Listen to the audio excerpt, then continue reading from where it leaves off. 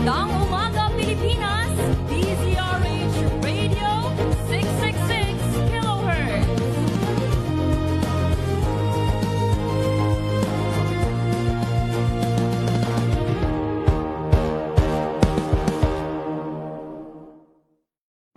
Gabi sa lahat ng mga nanonood at nakikinig sa atin. Thank God it's Good evening, Metro at Mega Manila. Magandang gabi Pilipinas, Metro and Mega Manila. Nas extension sa DZRH at RHTV. Samahan Sa Sapul, Sabado. Gabi ng misteryo ngayon pong Sabado, ano po?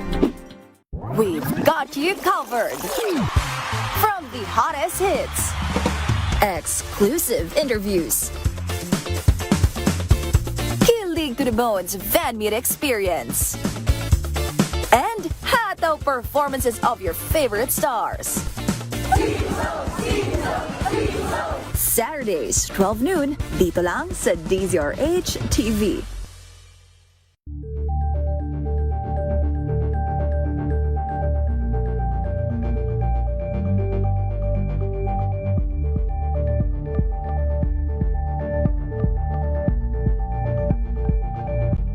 Curious ka ba sa maraming bagay?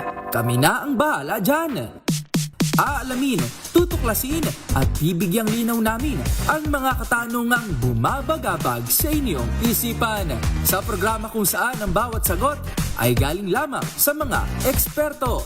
Ang Expert's Opinion, tuwing linggo alas 3 ng hapon, dito lang sa DZRH TV.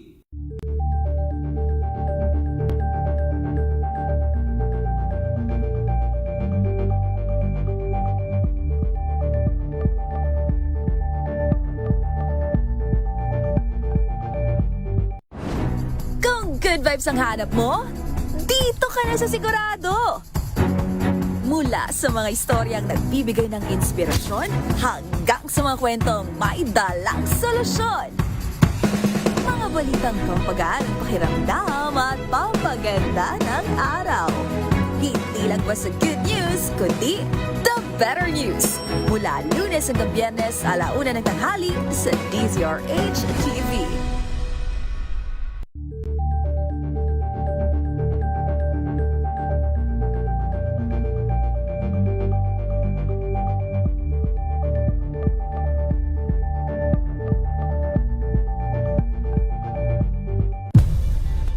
Nagsimula sa pangarap hanggang sa maabot ang tagumpay. Iba't ibang kwento, iba't ibang mukha ng atletang Pilipino. Mas pinatindi, mas pinalakas, at mas pinaaksyon sa Match Point tuwing Sabado, 12:30 ng tanghali sa DZRH TV.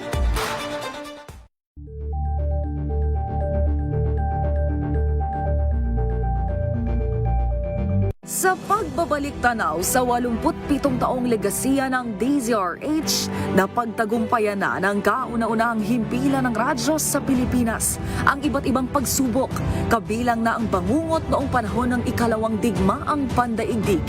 Impormasyong naihatid ng himpilang KZRH ang siyang naging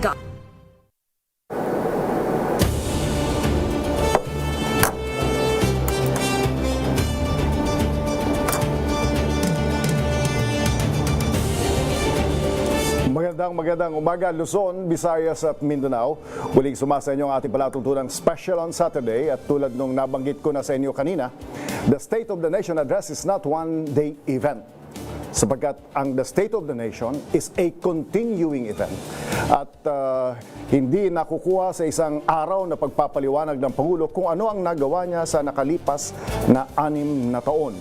Napanood niyo ang panayam natin sa iba't ibang cabinet officials at ng kanilang pamilya sa umagang ito ng Sabado, August 1. Agosto na po tayo. Ang panoorin ho natin ay pamilya ng Department of Education. At habang kayo ay kukuya-kuyakoy, dyan ho sa inyong kinalalagyan yung ibang mga nanay natin. Naghahanda ng almusal, yung tatay siguro, o yung sa malalayong lugar, yung iba, Sabado, walang saka-saka muna ngayon. Samahan nyo kami hanggang alas 9 ng umaga sapagkat ang mga kasama ho natin, Ito yung anak na ng kinover ko. Kumbaga, nung batang-batang reporter ako, 1987 to 1992, tapos yung mga sumunod na panahon, ang lagi kong nasusubaybayan ang kaniyang ama. Doon ko natutunan sa kanyang ama yung tatlong bagay: foresight, executive ability, and integrity. Kahit nung hindi na siya senador, yung madalas kong naririnig sa kanya, foresight, executive ability. In fact, ang kanyang panuntunan, ang isa sa madalas nating nakikita noon sa kanya mga talumpati, laging emphasis, foresight and executive ability ay dapat naghahanap. Ngayon, subukan natin yan sa Department of Education sapagkat ang katuwang ng ating Pangulo ay anak ng dating Senate President Edgardo J. Angara. At yan ho ay si Secretary Sani Angara. Secretary Sani, magandang umaga sa iyo. Magandang umaga ka, CESAR, sa lahat ng nanonood. Magandang umaga din po. Makikipagkuntahan kami sa iyo, Secretary, hanggang alas 9. Maraming salamat sa oportunidad, ka, CESAR. Siyempre, ang gusto kong itanong mamaya, mas maganda ba ang katayuan ng mga estudyante ngayon kumpara nung say 4 years ago? Mas maganda ba ang kalagayan ng mga guro ngayon kumpara sa 4 years ago? Mas maganda ba ang kalagayan ng DepEd ngayon kumpara nung 4 years ago? Pero pakilala natin yung mga kasama ni Secretary Sani. Unahin natin yung may tangan-tangan ng numero. Tumaas ba ang budget natin? Si Undersecretary Adson C. Yusek, magandang umaga sa iyo. Magandang umaga po, ka Cesar. Alright. Sabi sa akin ni Sec Sani, baka ito ang dahilan kung bakit may feeding program. Si Asik Roger. Asik Roger, magandang umaga sa iyo. Magandang umaga po, ka Cesar. Asik Roger, anong hawak ninyo? Governance po. Governance. Governance and operations. Governance and operations. Pag sinabi natin governance and operation, that includes regional operations ng DepEd? Yes po. Yes. Alright. Parang you are the supervising ASIC sa operations? Yes po. And Yusek Edson, you are the supervising ASIC for admin and finance or Finance only. Finance only. Yusek Fat, not necessarily well, hindi, sexy. Yusek Fat, anong area natin? Good morning po, ka Cesar. Ako po ang Chief of Staff ng buong departamento. So, lahat po under the Office of the Secretary. Dapat na itutugma niya yung mga instructions ng Yorme ng DepEd. Hindi ba? Ito yung agenda, ito yung dapat results, ito yung nangungulit sa mga USECs and mga special instructions, hindi ba? Alright, USEC Willie, magandang umaga sa iyo. Magandang umaga po, ka Cesar. USEC Willie, anong area ninyo? Ako po ang may hawak ng human resource in organizational development and partly infrastructure. Alright. Sexani, kasama natin ay Teacher Miriam Lo Chavez. Hi, ma'am. Good morning po, sir. Ilang taon na ako kayo nagtuturo? From private school, 5 years. And then, bago po ako lumipat ng public school, yes po, 27 years na po ako in public. Opo. Kumusta ang kalagayan ng guro? Halimbawa, sa Valenzuela, sa area niyo, halimbawa sa inyo, kayo ay 27 years nang nagtuturo. Yes po. At nagsimula kayo as what? Teacher 1 po, and then I handled grade 1. May mabigat na sinabi ang Pangulo. Yes na po. kapag ka ang teacher ay ganito, dapat hindi siya magre-retire ng ganito. Malapit na ho ba kayo mag-retire? Nasa, na po, nasa linya na po ng, kasi po, 60 na po. 60? Matagal-tagal pa. May mga 5 years pa. Alright. Kumusta ho kayo ngayon? Teacher 1, Teacher 2 ho na ho ba kayo ngayon? No po. From Teacher 1 to Teacher 4. Teacher 4 na ho kayo? Yes po. Ibig sabihin ay lumaki na yung income ho ninyo? Yes po. Lumaki na yung income ninyo. Alam nyo, hindi lang sa income yun eh. Yung retirement package, tama ho ba? Yes. Lalaki na din. Yes po. So pag nag-senior citizen na hindi na natin masyadong pinoproblema yung maintenance kahit papano. May pantabi na tayo. Yes po. Secretary Sani, kumusta ang kalagayan ng mga guro ngayon? Well, I'd like to think na ginagawa ng departamento ang lahat ng kanilang makakaya, ang aming makakaya para pagandahin yung sitwasyon o yung kalagayan ng ating mga teachers. And I think ito sa isang maalala ng ating mga teachers, yung pinaganda ni Pangulong Bongbong yung career progression. Dahil kaya nga marami tayong umaalis, marami tayong na-hire dahil mataas ang sweldo ng publiko paaralan kaysa sa pang-pribado. Pero after 10 years, sabi nila, bakit parang hindi ako na-promote, tila hindi kinikilala yung contribution ko. So, yun ang rason kaya sa pag-iikot ko bilang secretary, namimit ko yung mga teachers natin sa Cambodia, sa Thailand, sa Indonesia, mga nagtuturo ng English. At ko, ba't kayo umaalis? DepEd ho ako dati, sir. Madalas kong marinig. Filipino teachers. Yes, Filipino. Very in demand and very respected in those countries. They are considered exalted citizens of those countries. Not citizens of members of society. So sila po, sabi nga ni Pangulo, wala nang mag-retire teacher. But bukod dyan, kilalanin po natin yung contribution. Huwag lang lip service, huwag lang panay-puri sa kanila. Kundi itong talagang, and you mentioned it's not just the salary, it's also the retirement. Not only that, CESAR, it's also the acknowledgement of the contribution and the professional development. So, ibig sabihin, kinikilala po namin na henerasyon na po ang inyong nilalang. Henerasyon na po ang inyong pinalaki at ginawang tao. Yun po yung career progression. It's not about money, it's about recognition, it's about pride, it's about the achievements of our teachers. It's not about money, it's about recognition ng pamahalaan, lalo na siyempre importante yung pera because people need to eat, people need to raise a family, CESAR. But I think if you go to these events where these oath takings of our teachers, where they are promoted, one in the case of Ma'am Marian, 3 ranks, really very emotional ang mga teachers. Nakikita ko, may mga naluluha. Very emotional po. Naiiyak, halos lahat sila naiiyak. At kung hindi naiiyak sa lungkot, naiiyak sa tuwa. Dahil talagang kinilala po. So it's a big event for them, not only for them, but for their families, for their communities. First time ba itong career progression? Existing naman ho siya, pero first time na talagang binadgetan ng husto at on a large scale. Kasi dati, kung gusto mo ng promotion, CESAR, you'll have to move to a big school. So, sabi nga nila, that's the criticism of the system, is bakit kinukuha niya yung magagaling na teacher mula sa maliliit na eskwelahan at kailangan pumunta sa malalaking eskwelahan. Dati kasi, ando doon yung mga items. Lamang ang malalaking eskwelahan sa pagkuha ng teacher items. And you had to wait for what you call a natural vacancy. I'm sure Yusek Willie can explain it as our head of HR. Pero yung natural vacancy, hindi mo ma-predict kailang mangyayari yun. Depende sa years of service ng isang guro yun. Ngayon, systematic na ho tayo, kaya binanggit po ng ating mahal na Pangulo, over 82,000 teachers ang na-promote natin in a very short span of time. 82,000. Alright. Alam niyo kung bakit umasenso ng todo-todo ang Singapore sapagkat nung inihiwalay siya ng Malaysia, yung Singapura, hiniwalay sa Malaysia noong 1965, nag-focus si Lee Kuan Yew habang naiiyak sa television address niya noon dahil nahiwalay ang Singapura sa Malaysia. Habang naiiyak siya, immediately after that, ang ginawa niya is a policy statement tungkol sa edukasyon. Nag-focus siya ron. Nag-focus tayo ngayon sa edukasyon ni Yusek Willie, no? May binabanggit kanina. Tama ba? 80,000 plus? 82,000. 82,000 plus.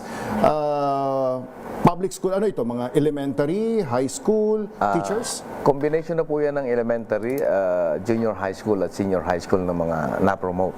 Yusek Willie, gaano ka nakatagal sa DepEd? 35 years. 35 years. Is this the first time na nagkaroon ng 80,000 na na-promote?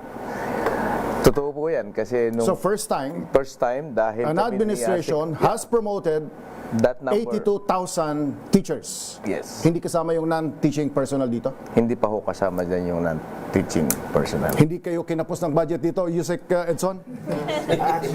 may budget tayo rito. Baka nag-promote kayo pero walang... Baka mamaya nag-promote tayo pero walang budget. May budget naman po, 6 billion. Kaso, syempre, kinakausap din natin si DBM ngayon para madagdagan pa po. So, in fact, yung for next year, na-anticipate namin na marami ulit na promotion, dinoble namin yung request namin. Okay, may natutunan ako. In other words, it's not a one-time activity. Hindi po. So 2027 and beyond, or at least hanggang 2028, may continuing progression. Meron po kasi, sir, kasi isipin mo, ikaw, nasa pribadong sektor ka, 30 years ka nasa kumpanya, hindi ba maraming promotion ang dadaanan mo dyan? Kung entry-level clerk ka, maging supervisor ka, maging manager ka, maging district supervisor ka, maging vice president ka, EVP, and eventually president or possibly CEO. Ganun din naman ho sa DepEd. So these teachers really, teacher 1 to teacher 4, at gumawa kami ng added positions para continuous yung kanilang promotions. Dati walang position na teacher 5, teacher 6. Wala dati mga position na ganun. So now they go to master teacher, tapos pwede sila mag-principal. So there's really, kumbaga yung pag-asa ng teacher nabuhayan dahil nakikita niya, klarong-klaro pagka nagtrabaho ako, I will get my reward. Hindi ho itong susunod na tanong hindi para sa mga kapitbahay o kamag-anak ni Teacher Marian, ano ho? Pero yung katulad ni Teacher Marian, from Teacher 1 ay naging Teacher 4, anong diferensya sa sahod? Hindi ko na si Teacher Marian itatanong. ang Teacher 1 po kasi nga sa kasalukuyan ay nasa 31,000. Si Teacher Marian ngayon ay sumusweldo na ng 38,000 kada buwan. 7,000? Yes. Meron ka ng yung pamamalengke, pantabi na. Yes po. Kumusta ang reaksyon ng mga probinsya? This is happening sa buong bansa. Asik Roger. Laki po ng pasasalamat po ng ating mga kapuruan sa kanilang oportunidad na ma-promote. Lalo na yung mga retirable na wala talagang chance ma-promote. Marami po yun sa atin. Maraming, before this, mga nag-retire na teacher 1. Yun nga po ang ina-address natin ngayon na wala dapat mag-retire na teacher 1. So, actually po, mayroon ng mga na-promote na teacher 6 ngayon. From teacher 3 naging teacher 6. So, malaking bagay po talaga. So may teacher 6. Hanggang sa ano ba ito? May 7 ba? O May hanggang 7 po. May 7 tayo? Teacher 7 ka. Teacher 7. Pagkatapos niyan, principal Master ka na? teacher. Master teacher ka na. Then after that? Hanggang Master Teacher 5 po tayo ngayon. We made more positions. 1, 2, 3, 4, 5, 6, 7. Tapos, MT1 to 3. Master teacher 1, 2, 3, 4, 5. Tapos ano ka na? Principal ka na? Pagka-principal, pwede na mag-senador. Sek, kapag ka may napupromote, may nababakanting item. Pagka may napupromote, Dala niya yung item na yun. Doon po sa expanded career progression, sarili mong item. Kaya po isa yun sa pinakamagandang proseso. Hindi ko maintindihan. Di po. Ako po halimbawa, teacher 1, okay, i-reclass ako na meet ko yung qualification, magiging teacher 3 ako, pero yung same item. So ibig sabihin po, hindi ako makikipaglaban sa kahit kanino dahil hindi ako maghihintay ng bakante. Okay. Sa DepEd lang yata pwede yan. Sa ibang opisina walang ganyan, hindi ba? Wala po. Kailangan magkabakante sa DOL, sa DNR, sa CHED, posible, bago ma-promote. Okay. Creation of new items. So ang trabaho natin is a creation of new items. Meron din ho kasama ho. Pag-uusapan na ho natin yan. Ilan ang kakulangan ng guro at ilan ang kayang makukuha. Siyempre na-promote, iba naman yung na-hire. Tama ba ang understanding ko? That's correct. Tama po. O ilan naman ang na-hire at ilan pa ang i-hire? Ilan mo nang paalala?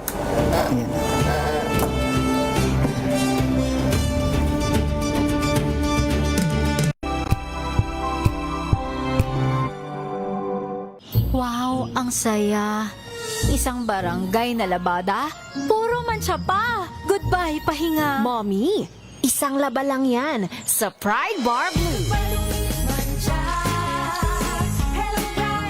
May powerful stain-away enzymes na malupit sa dumit mancha. At di masakit sa kamay. Isang laba lang yan. Hello, pahinga. Hello, Pride Bar Blue. ACS. Tanggaling-galing mo. Smart dishwashing paste ko. Pritong ulam na masebo. Plato o kaldero. Tanggaling for everyday. Ganyan pag smart ang dishwashing paste. May double tanggaling formula. Tanggalang sebo, tanggalang bakterya. Pahit para walang bahid. Linis fantastic sa metal at plastic. Number 1 ko to. Tanggaling-galing mo. Smart dishwashing paste. ACS. May nagbago. May arte. May budget. Akala Akala nyo lang yon. So solid. White rose papaya, wow, white rose. White rose papaya, wow, white rose. White rose papaya. May glow up with white rose papaya. White rose papaya. May puti power times 2 kasi may papaya at niacinamide. May shea butter and tea tree oil pa. Kutis sulit ang glow up. Glow up with white rose papaya. White rose papaya. Kutis sulit ang glow up. ACS. Tinesting, sinuri, siniyasan. Ang resulta? Super effective ang Shield sa pagpatay ng bakterya at virus. Shield Antibacterial Soap. Believe ang mga eksperto sa Philippine Nurses Association. At si Mami. Tiwala ako sa Shield. Shield Antibacterial Soap. Napatunayang mabisa. Ang mga nurse, tiwala. ACS.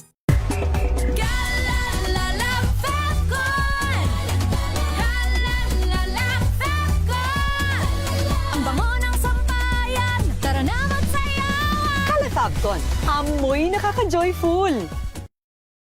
Oh, so good! Pameo so tanghon! So bagay sa bawat selebrasyon. So easy, so dummy! Pameo so tanghon. Komea Sotanghon. So good! Sotanghon. Champion na milyonaryo pa. Pagkakataon mo na namang manalo ng 1 million pesos. Tax-free! Dahil eto na naman ang champion na milyonaryo pa. At ngayon, may papremyo na rin kami para sa inyong mga suking sari-sari stores. Ilagay sa isang malinis na papel ang iyong complete name, age, address, contact number at pirmahan. Maaari din ilagay ang iyong suking sari-sari store at ang kanilang address at contact number. Ilagay sa isang white legal-sized envelope na nakipag na rin man sa mga required proof of purchase o POP. Ang tamang bilang ng empty sachets, wrappers o mga pouch ng mga sumusunod na makikita sa official website and Facebook page ng Champion na Milyonaryo Ba, Champion Bar, Champion Powder, Champion Liquid Detergent, Champion Fabric Conditioner, Champion Dishwashing Liquid at Champion Dishwashing Paste. At sa labas ng envelope, ilagay ang Champion na Milyonaryo Pa, ang POP na ginamit at ang MBC radio station na iyong pinakikinggan. Ihulog ang iyong entry sa mga drop boxes na matatagpuan sa iyong mga favorite MBC radio stations. Mas maraming entries, mas malaki ang chance mong manalo. 1 million pesos tax-free ang pwede mong mapanalunan sa Grand Draw. Libo-libong piso ang ipamimigay sa mga weekly draws na gaganapin sa mga MBC stations nationwide. At may pa-champion gift box pa para sa iyong suking sari-sari stores. Champion na Milyonaryo Pa. Brought to you by Champion. Walang gimmick, tapat po sa inyo. Kia ora, my name is Tyron Victa and I'm an operating theatre nurse here in Christchurch, New Zealand. The main thing that really moves me day by day is to be able to impact lives. Of course, it's the hand of the Lord. He uses MX3 to be able to do those things. I attribute it to, of course, the antioxidant factors of MX3. And of course, healthy diet and just keeping fit. MX3, dito ako believe. Mahalagang paalala, ang MX3 capsule ay hindi gamot at hindi dapat gamiting panggamot sa anumang uri ng sakit.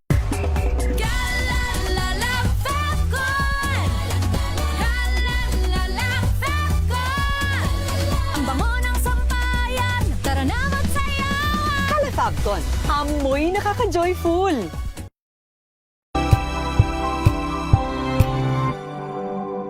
Ngayong ika-87 taon ang kauna-unahang himpilan ng radyo sa Pilipinas ang DZRH, patuloy pa rin magbabalita, magseserbisyo at magbibigay pag-asa sa iba't ibang sulok ng bansa.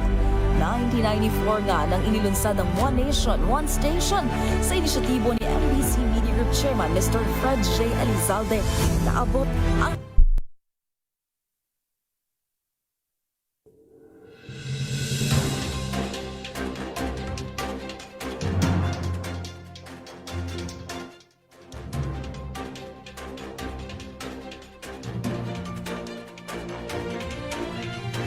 Pero hindi ko muna isasarado ito dahil meron pang pumapasok sa isip ko na sa tingin ko interesado kayo. Sapagkat halimbawa, yung mga wala sa teaching and non-teaching personnel at wala sa DepEd ay maaring hindi naunawaan na ang sistema pala sa DepEd ay hindi mo kinakailangan magkaroon ng bakante para ikaw ay ma-promote. So malaking bagay ho yan. In some other government agencies that I personally know, wala ho ang ganyan. So So, in other words, ang magpiprevent lang sa DepEd para mag-hire ay pondo. Pero, ang isang impact and implication doon sa statement ni Sec. Sani kanina, at gusto ko siyang ulitin para mas maunawaan natin lahat sapagkat this equalizes opportunities. Again, tatay niya ang madalas magsasabi niyan. Bakit education ito equalizes opportunities? Yung tatay niya, Senator Edgardo Angara. Yung napaka-importante ngayon na yung mga teacher pala sa malalayong lugar, halimbawa doon sa amin, Pugay National High School, ay hindi kinakailangang humanap ng mas malaking school para ma-promote. And therefore, yung mga magagaling na teacher sa mga baryo at mga isla ay pwedeng magstay ron at pakinabangan yung galing at talino nila. Tama ho ba ang pagkakaunawa ko? Perfect yung pagkasabi ho ninyo, tsaka yung maganda yung example ninyo. Kasi yan talaga yung nangyayari, yung mga nasa isla, nasa bundok, sila yung tinitingala dun sa area na yun. Sila yung responsible, kaya maraming magagaling na bata galing sa maliliit na barangay, sa malalayong mga bayan, CESAR. Pero ngayon, hindi na kailangan nilang umalis para maghanap ng bagong posisyon. Because tulad ng sinabi ni Yusek Willie kanina, meron na silang dala nila yung sarili lang posisyon. Na-upgrade lang yung kanilang sweldo, yung kanilang benefits because of the career progression. Kaya sa akin, ulitin ko, CESAR, isa sa mga magiging legasiya ni Pangulong Marcos ito. Alright, so si Malu Barcela, teacher na classmate ko, kaya pala hindi umaalis doon sapagkat okay na ang kanyang sweldo. Hindi ba, Malu? O yeah. Alright, nakamonitor sila ngayon, Partido State College at mga paaralan dyan sa Goa, San Jose at sa Lagunoy. Maraming maliliit na paaralan dyan, Karamuan, yung minsan hindi napupuntahan yun ng mga probinsya. Although magaling si classmate ko sa class 2014, si Cecil, siya ang namumuno ngayon dyan sa Camarines Sur. Sec, alright, marami tayong na-promote, marami rin ba tayong na-hire under the Marcos administration? Yes, I think every year at least minimum mahina yung 10-15,000. In fact, I think this year 30,000 ang, if I'm not mistaken, 32,000 ang i-hire nating teacher. At bakit ito mahalaga? Kasi nababawasan ng trabaho o ng load yung mga ibang teachers at nakakaroon sila ng katulong sa pagturo. So, if you look at all the high-performing education systems sa mundo natin, ano yung commonalities nila? They focus on their teacher, highly motivated ang kanilang mga guro, at maganda ang teacher-to-student ratios nila. So tayo, kung ikumpara sa isang dekadang nakaraan, mas maganda ang teacher-to-student ratio na po natin. Mas maganda ang teacher-student ratio. Teacher Marian, dati ilan ang estudyante niyo sa classroom? Nag-start po kami, kasi grade 1 po ako nag-start sa public, nasa 30 po. 30. Mas maliit ang klase ho. Sapagkat nasa syudad kayo. Opo. Tapos ang mayor nyo, kung hindi si Win, si Rex, si Wes. Yes po. Nakatutok talaga sila sa education Yes po. Mahigpit. Tama ho ba? Opo. Mahigpit sila. Kailangan wala pong... Maganda mga programa ng mga Gatchaliano sa education. Yung student-teacher ratio na 30, ano na yan? Hindi ho ba? That tends to be smaller classes. We encourage smaller classes for kindergarten kasi syempre magugulo yung mga bata So the teacher needs to instill discipline. Preschool. Opo, preschool. Malaki po yan. Anong pinakamalaking na-handle nyo na size ng klase, ma'am? Is 32. Kasi preschool kasi. I mean, nasa grade 1. Grade 1 po. Alright, so grade 1. Maswerte ho si ma'am kasi kung pag kinausap mo yung iba sa QC, sa Caloocan, easily 50 to 60 po. 60. At ang sasabihin nila CESAR, 15 minutes pa lang, pinapatahimik ko pa lang, di pa ako makapagturo. Ganun ho yun. Ganun, kaya that's why it's important that the class size is optimal for maximal absorption, CESAR. Naalala ko tuloy yung panahon ko, di ba? Mga siguro 50 plus kami. 50 plus kami. Oo nga nahihirapan yung teacher magpatahimik sa amin. Nasasakripisyo ang quality. Opo. So kapag gumanda ang ratio, ibig sabihin isang guro bilang ng numero ng mga estudyante, pag umiikli at mas conducive sa pagtuturo, hindi ba? Yep. Yes po. Alright. Kung 32,000 ang na-hire natin, i-hire natin sa 2026, tama ba? Mga 25,000 ang na-hire na natin last year. Last year po, nakakuha po tayo ng plantilla na about 19,000. 19,000. Opo. So, nag-request po kami para po, nabanggit po ni Secretary, para ma-achieve yung ideal ratio. Nag-request po kami ng 32,900 for this year po. And maswerte po kami na binigyan po kami ni Pangulong Marcos at ng Kongreso ng buong 32,000 po for this year. First time ba na sa kasaysayan ng Department of Education ay nakakuha tayo ng trillion budget, Yusek Edson? First time po yun na nangyari in history sa education budget natin. 1 trillion. 1.012 nga po, to be exact, for DepEd. Alright, under the Marcos administration, kung mayroon tayong trillion, kung may top 5 na pinagkakagastusan ang trillion na yan, Yusek Edson, ano ho yan? Siyempre, number 1 would be yung reclassification po natin. Malaking pondo po ibinigay dyan. Yung sweldo po So ng mga teacher talaga? Oh, okay. Yes, teachers. Teachers, meron din po siyempre infrastructure for the classroom. For the first time, medyo malaki po yung pondo natin ng infrastructure this year. 65 billion for new classrooms. So yun. And then we also provide feeding program. Feeding program natin nag-increase from around 8 to 9 billion. Now it's at 25 billion. First time din po yun. Universal kinder, universal grade 1 students, lahat pakakainin. And then meron din po tayong government assistance and subsidy. So yun po yung mga public school students na gusto lumipat sa private schools. So pinopondohan po natin yun from junior high to senior high school. So Angara-loho yun, CESAR. Yung voucher, yung gaspe, naalala niya yung gaspe nung araw. Sani Angara? Hindi. Hindi Angara. Pero kami nagpapatupad. No? Kayo nagpapatupad? Oo, malaki na ho yung... Isinabatas ng tatay, ginagawa ngayon ng anak. Lumaki na ho yung programa niyon. There are millions. How many benefits? 2.2 million. Oh, yeah. I think ang benefit. Pumapasok sa pribadong eskwelahan. Pero ito yung voucher system. Voucher system. Ang pang-tuition galing sa gobyerno. Si Juan de la Cruz nagpapaaral po sa mga... Nag-transfer siya. Sa private, yes po. Alright, so, maganda ho yan. Pupuntahan ko ang infra, pupuntahan ko yung iba pang nabanggit. Pero punta pa rin ako sa teachers, no? Yusek Quili, bago ka naging undersecretary, dati kang nagtuturo, ano? Anong first item mo? Teacher 1 po ako. Teacher 1. Tapos, pinagdaanan mo lahat mga yon. Teacher 1, Teacher 3, Head Teacher, Supervisor. Pinagdaanan mo nga lahat. Pinagdaanan nyo. Sa monitoring ho natin, mas gumanda ba sa isang teacher ngayon kumpara nung panahon ninyo pagdating sa student ratio, sa yung classroom size?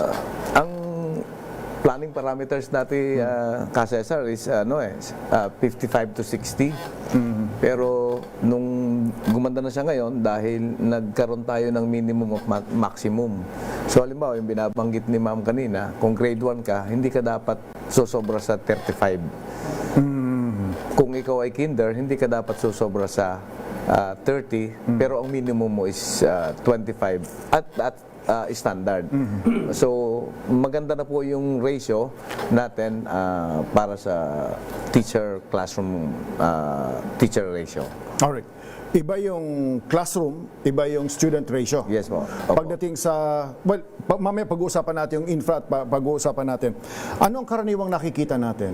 Bigyan nyo nga ako ng isang bagay na pinoproblema ng isang guro na na-address ng ating Pangulo, maliban sa kanyang sweldo. Una, na-address na po natin yung sistema ng loading. Alright. Yung teacher load, binawasan natin ang mga kailangan nilang report. Substantial ba? Substantial po yan dahil we were able to reduce ng 57%. Yung 57%? Mahigit kalahati? Mahigit kalahati ng mga ina-accomplish ng mga reports, mga paperwork. So makaka-focus na siya sa reading, writing, and arithmetic seksani? Yes, CESAR, ang punot dulo itong lahat ng mga reforma is to focus on teaching time, to get back to teaching time. Sagrado po yung teaching time. Ibig sabihin yung oras ng teacher sa kanyang mga bata. sagrado ho yun. Ang kumakain ho dyan, yung reports, yung administrative tasks, yung non-related, non-educational or non-teaching tasks. Kaya nga, bukod sa pag-hire ng mga teacher, nag-hire na rin tayo ng administrative officers or AOs at saka yung project development officers. Project development officers. Opo. Ang ibig sabihin nito, kung mayroong proyekto sa eskwelahan, hindi masyado po problemahan ng teacher. Opo, kasi teachers are nowadays, hindi na simple ang trabaho ng teacher. They're called upon to implement with the growth of large government. So things like the 4Ps, things like the feeding program, si teacher ho yun. Yung bakuna program, si teacher din ho yun. Pero kung tutusin, ang kinakain nun is teaching time. That's why a lot of our reforms are towards preserving that teaching time and ensuring yung delivery ng pagtuturo ay sagrado at saka talagang may kalidad. So, yung feeding program, yung tupad at iba pang activities, ang objective natin, hanggat maaari, mawala na ito sa mga teachers at mapunta ito sa project development officer or something? Yes. Opo. Nakapag-hire na ba tayo? O hiring tayo? Ongoing po ang hiring natin, sir. 5,000. Kailan natin makikita na medyo ideally, say 80% or 90% na accomplish natin? Is this under the Marcos Jr. administration? It's 57%? Tama ba yung narinig ko? sa reports ho yun, sa reports. Binawasan na ho namin. Sa report. Yung papeles na binibigay nila. Kasi yun ang reklamo ng teacher pag kausap mo, ang daming pinapagawa ho sa amin.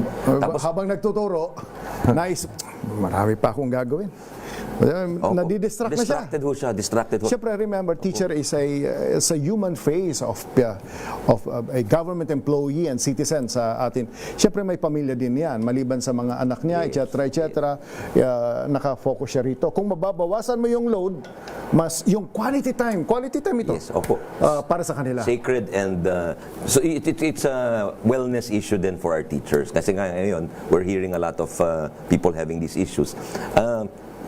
Unahan na natin. Let's take care of our teachers. Let's make sure may oras din sila. Kung napansin mo, marami sa ating mga teacher, tama ba, Teacher Marian? Hindi na nagka-oras magka-love life kasi. Hindi na. Sabi ko nga. Sir, alam ko yan. Yun ilang mga teacher ko. Wala nang ibang ginawa yun sa akin. Pag ako'y inalalaban ng school, ay sinasamahan ako kung saan-saan. Nag-graduate ako, hanggang pag alumni homecoming, ma'am. Ganyan ang pagmamahal ng mga ating mga teacher. Nanonood yung dalawa sa amin. Miss Betty Pasiona. Ma'am, salamat to sa pagturo nyo sa amin. Pero ngayon, ma'am, marami ng opportunity ngayon. Pero yung mga teacher na dalaga na magka-love life. Ang biro tsaka dyan, teacher na lalaki na magka-love life. Ang biro ho dyan, kasi sir, sa mga oath-taking, sa mga promotions, wala na magre-retire na teacher 1, pero yung magre-retire na walang jowa, hindi namin sigurado yun. Hindi sagot. Alright, in summary, dito lang sa teachers, Seksani, anong nagawa ni Pangulong BBM? In summary. Yung expanded career progression will not be forgotten by our teachers, and hopefully the succeeding administrations will continue to fund it and to improve upon it, because definitely it is a huge improvement over what came before, CESAR. Imagine 10, 20, 30 years. Kaya sa bawat outtaking, kinikilala namin yung mga teachers, pinapaupo namin sa harapan based on their length of tenure, sa haba nila. At makikita mo iba, talagang mukhang lolo na sila, and it's their first promotion in life. Imagine that. 30 years after, tsaka ka lang kinilala. Parang long overdue, hindi ho ba, CESAR? It's not, it's really, in a way, it's tragic. Pero having said that, let's look forward already and try to do things better. So, Teacher Marian, first time nyo ba na-promote? Yes po. After 27 years? Yes po. Buti hindi mo iniwan ng public school. Hindi po, kasi yun po ang source of income ng kasi as from teacher 1 na 27 years, and then naging solo parent po ako kasi nabiyuda po ako ng 48 years old. May 3 po akong anak. Mas mahirap yun. Yes po. Sinolo niyo? Yes po. Ang responsibilidad. Nanatili po ako sa teacher 1. Gusto ko rin po sanang ma-promote kasi hindi ko po magawang makipagkompetensya sa alin po ang uunahin ko, pag-aaral ng anak ko or pag-aaral ko. So, binigyan ko po nag-give up po ako. Binigyan ko po yung time ko sa anak ko. Ilan ang katulad niya na na-promote ulit? 82,000. 82,000. Opo. 82,000 families, 82,000 classrooms. Tama ho ba yan? Tama ho yun. And we're proposing another 130,000 for 2027. Mas malaki pa. Opo.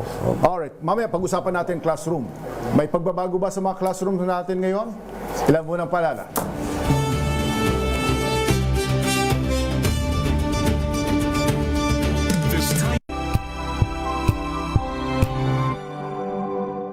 Hello, Washi! Laundry day na naman! Yay! Anong meron? Mancha ng chocolate, putik, may libag pa! Kaya natin yan!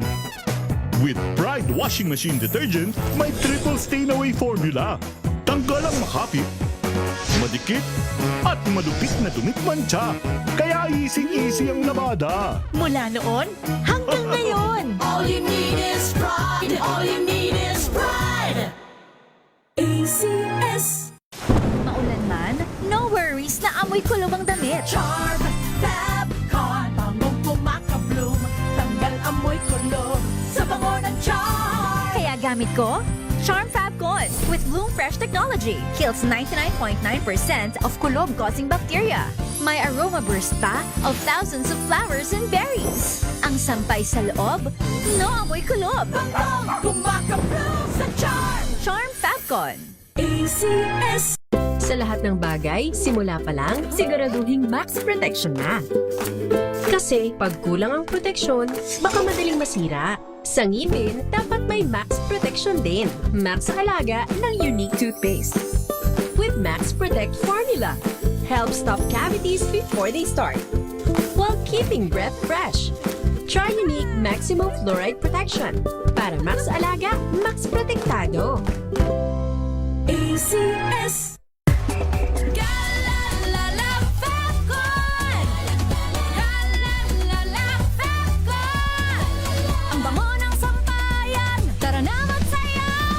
Fabcon, amoy nakaka-joyful!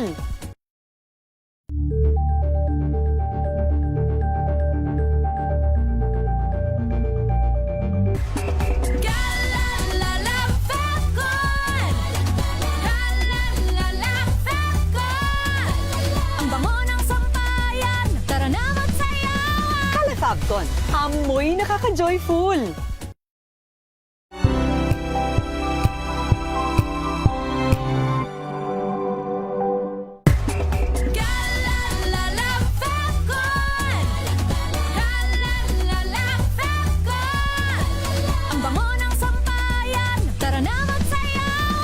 Fabcon, amoy nakaka-joyful!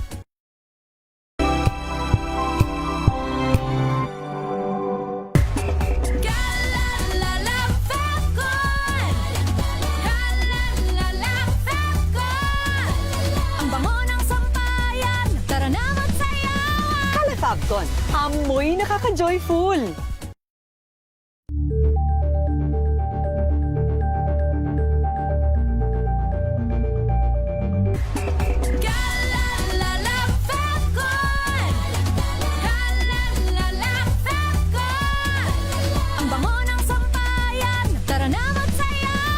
Fabcon, amoy nakaka-joyful!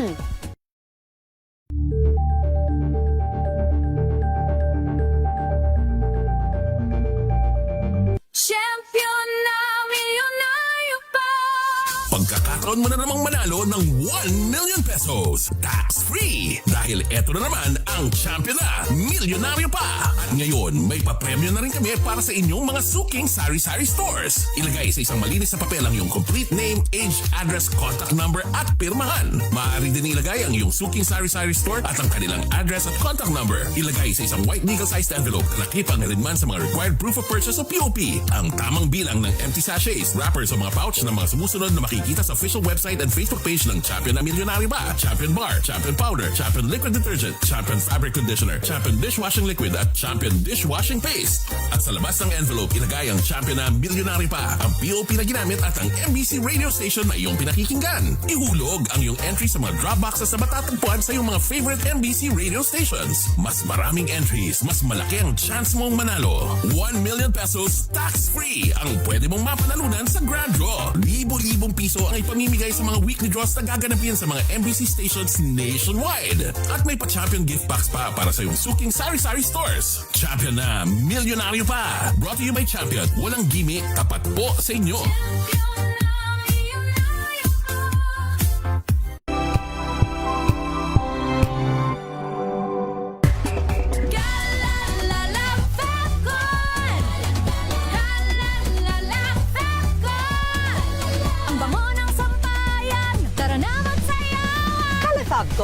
Amoy nakaka-joyful!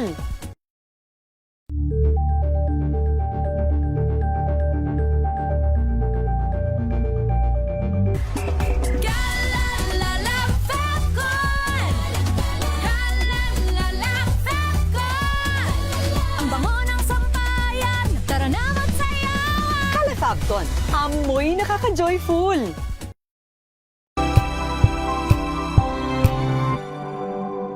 Kasabay ng mga hamon at pagbabago sa paglipas ng panahon, nananatiling tapat ang DZRH sa paghahatid ng serbisyo sa publiko.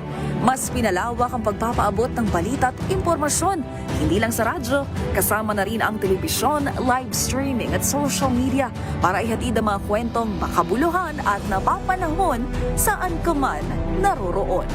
Mula noon hanggang ngayon, mananatiling kaagapay mo ang DZRH, naninindigan sa paghahatid ng katotohanan at sa paglaban sa patuloy na pagkalat ng disinformasyon at sa pagyakap sa makabagong teknolohiya at sa patuloy na pagsulat ng kasaysayan, mananatiling kasama mo ang DZRH saan ka man sa mundo.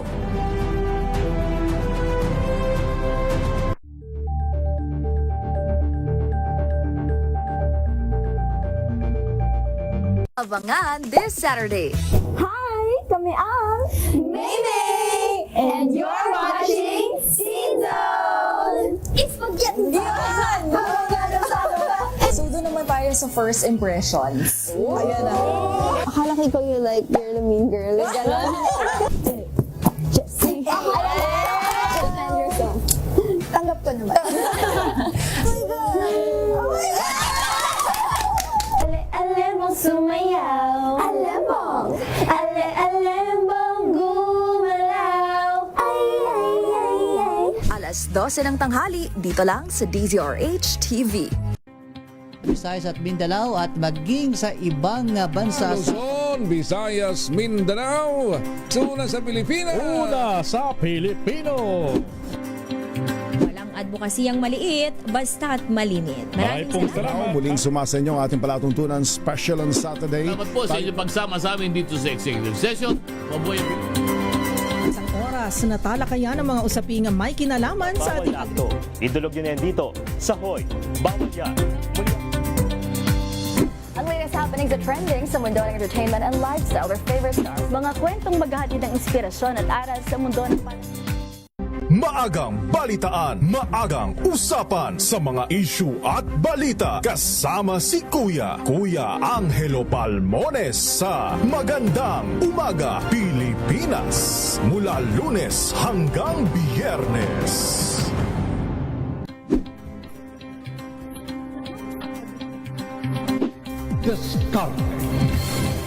At maraming salamat po sa inyo na ang Agri-Asenso hanggang sa susunod.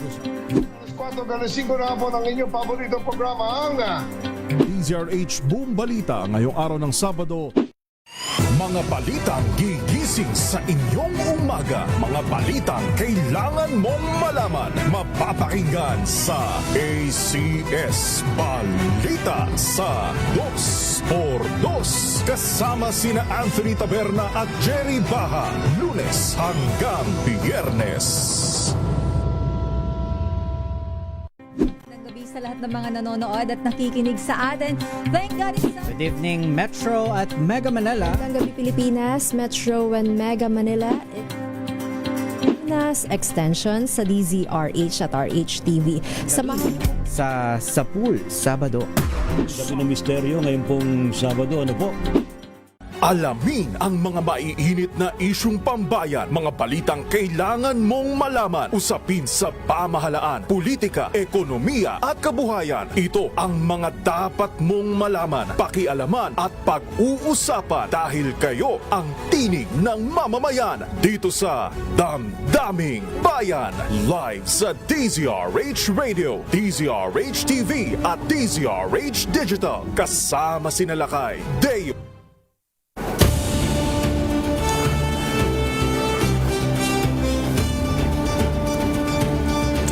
Alright, balik tayo sa ating palatuntunan special on Saturday. Kasama natin ang pamilya ng Department of Education.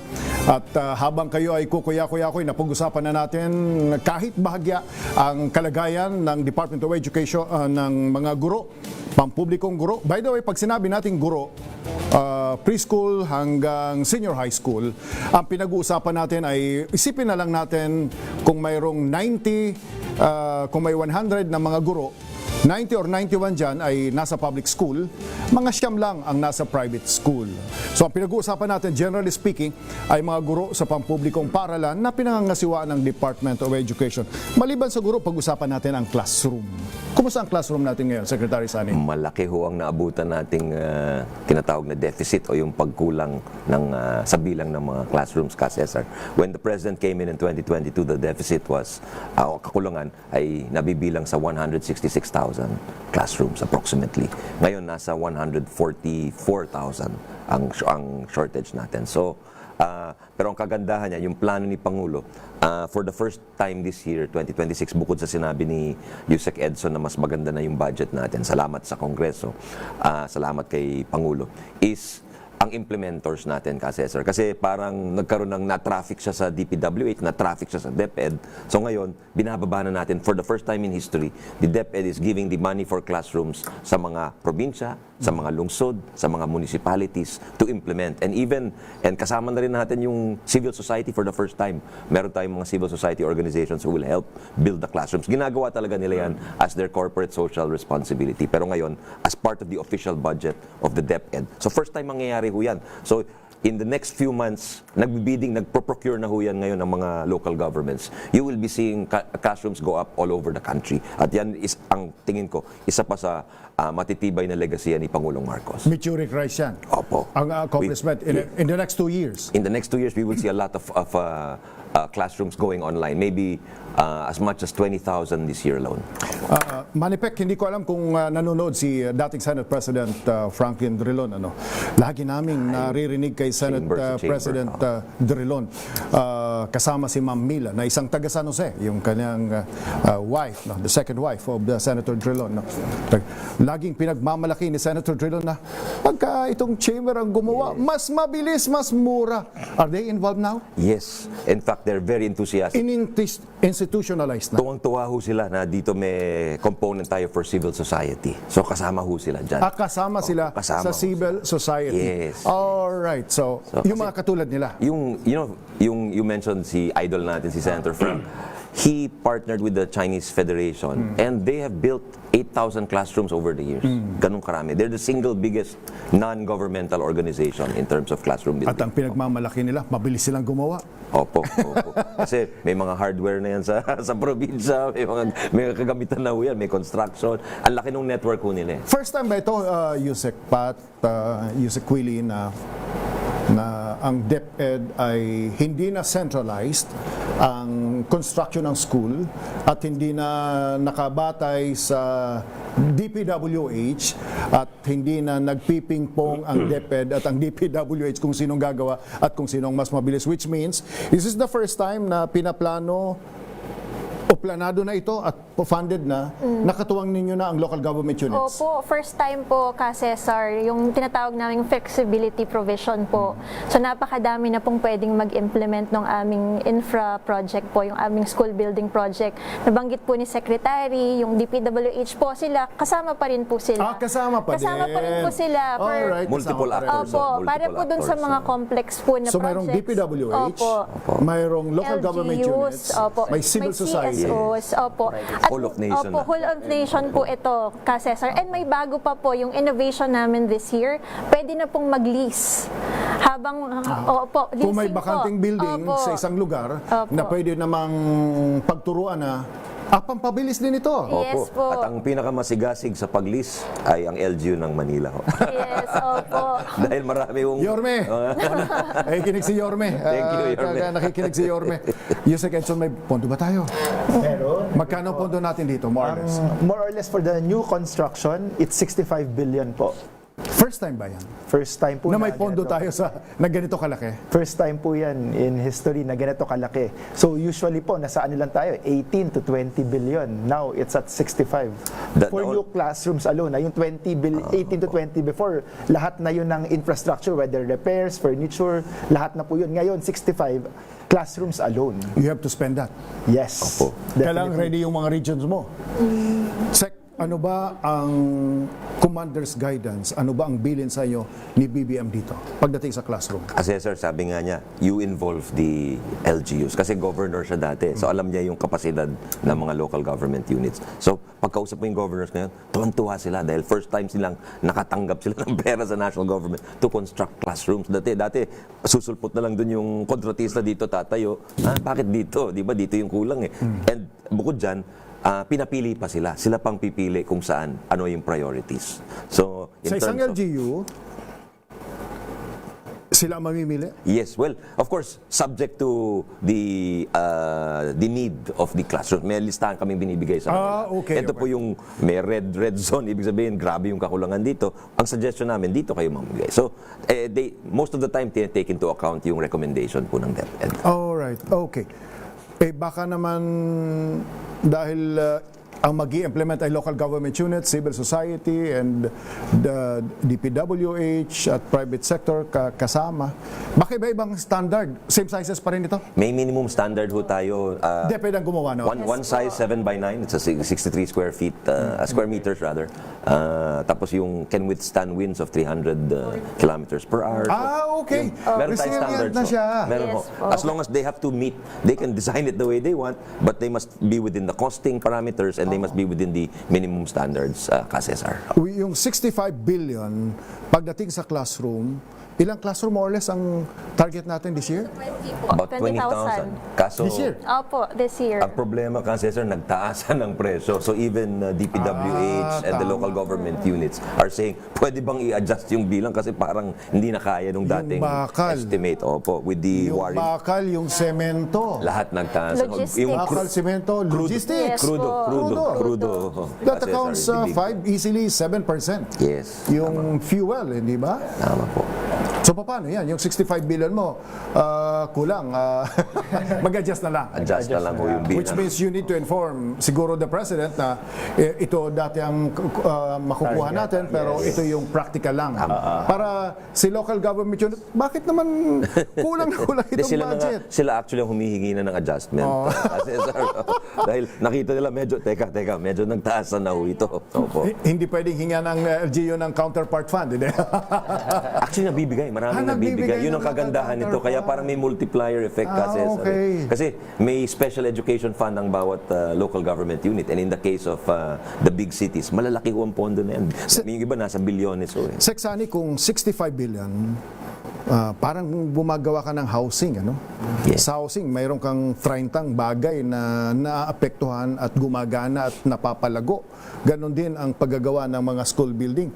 Ito ba yung sinasabi ng Pangulo na parang ito ang kasama sa pump priming the economy? It's a big part. That's why you will see yung mga dating contractors sa pampribado, very interested na sila. Dati hindi sila interesado sa mga ganyang government construction projects. Ngayon, they're very interested because of the scale, because of the location.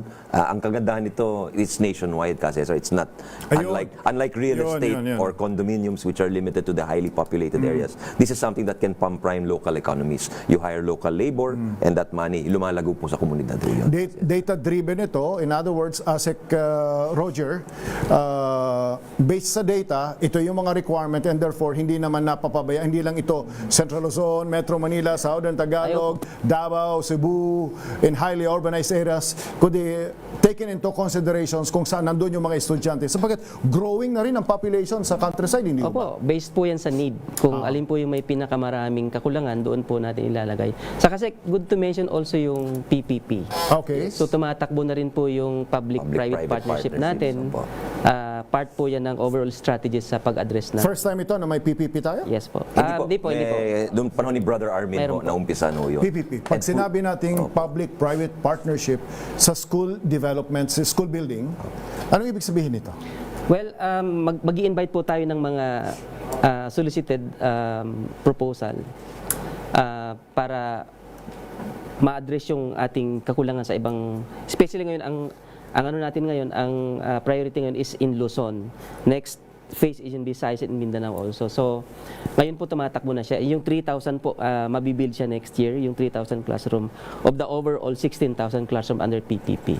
Ang unique sa PPP ka, Cesar, is yung financing niya. Okay. Kasi kulang yung General Appropriations Act component mo, except for this year. Pero largely, nagkukulang yun sa pangangailangan. So, inuutang ho yun. 10 years to pay ho yun. 10 years to pay. So, dati ang mga nagpa-participate dyan, yung mga malalaking kontratista dahil mahaba yung PC nila. They have 10 years, they can afford na yung the likes of Megawide, the late BF, yun yung mga nag-participate in the old PPP program. Ang maganda dyan, locked in na siya for 10 years. You don't have to lobby for it every year. Because you loan the money and it's payable over 10 years, may malakihang, bulto-bulto na ho yung pag-procure natin ng mga classrooms. In other words, sa strategy nating ito, multi-dimension, by 2028, anong nakikita nating outcomes dito? I think we're talking, kung if all goes as planned, siguro we're talking 40 to 50,000 classrooms being online, new classrooms by 2028, in addition to what has already been built. Sabihin na nating 50,000 new classrooms, anong ibig sabihin nito in the general concept of things sa education? Ma-address po natin yung at least one-third. Yeah. Na-solve mo. Nabawasan natin. Mas maginhawa sa teacher, mas maginhawa sa estudyante. Yes. Mas maginhawa sa teacher, mas maginhawa sa estudyante. Mas conducive to learning para sa mga estudyante. Quality of learning. We can do that in 2 years? Well, maumpisa natin kasi it takes a while. Ang problema dito ka, Cesar, wala nang lupa ang karamihan ng mga eskwelahan. Yung tinatawag na buildable space. If you go to the likes of Cebu City, Cagayan de Oro, halos wala. Nagsisikipan na yung ating mga paaralan. So, magdi-demolish tayo ng 1 or 2 story to build a 4-story or 5-story building. Sabi ng tatay ninyo, foresight and executive ability. Si Yorme ay 2019, bago mag-2020, pumasok ang pandemic. Nagpatayo ng high-rise. Parang talo pa yung mga paaralang pribado dito sa Metro Manila. Albert, Manila Science, Almario, tapos ongoing construction ang Magsaysay, malapit na ho yun, next year. Marami na bang ganito, like Asik Roger, Davao, Cebu, Bacolod, Tacloban, marami na bang ganito? O dito lang sa Metro Manila ito in Southern Tagalog? Sa mga cities po, marami pong LGU na papatayo. Mga high-rise po. Pag sinabi nating high-rise, on the average, 100, 200, 300 classrooms? Ay, hindi naman po. Mga 32 classrooms, ganyan, mga 5th floors, ganyan, pinapatayo ng mga LGU. Hindi tayo lalayo. Dito lang sa amin, sa Las Piñas, may mga ganyan pong pinapatayo ang LGU. Ito na yung trust niyo, Sec, high-rise sa mga wala tayong choice, Cesar, dahil wala na talagang lupa. So yung 1.015 trillion na budget ninyo ay magiging 1.5 trillion or magiging 2 trillion na next year. Yusek Edson, you really need to address this. Yes, po. Kumbaga, propose tayo. Yes.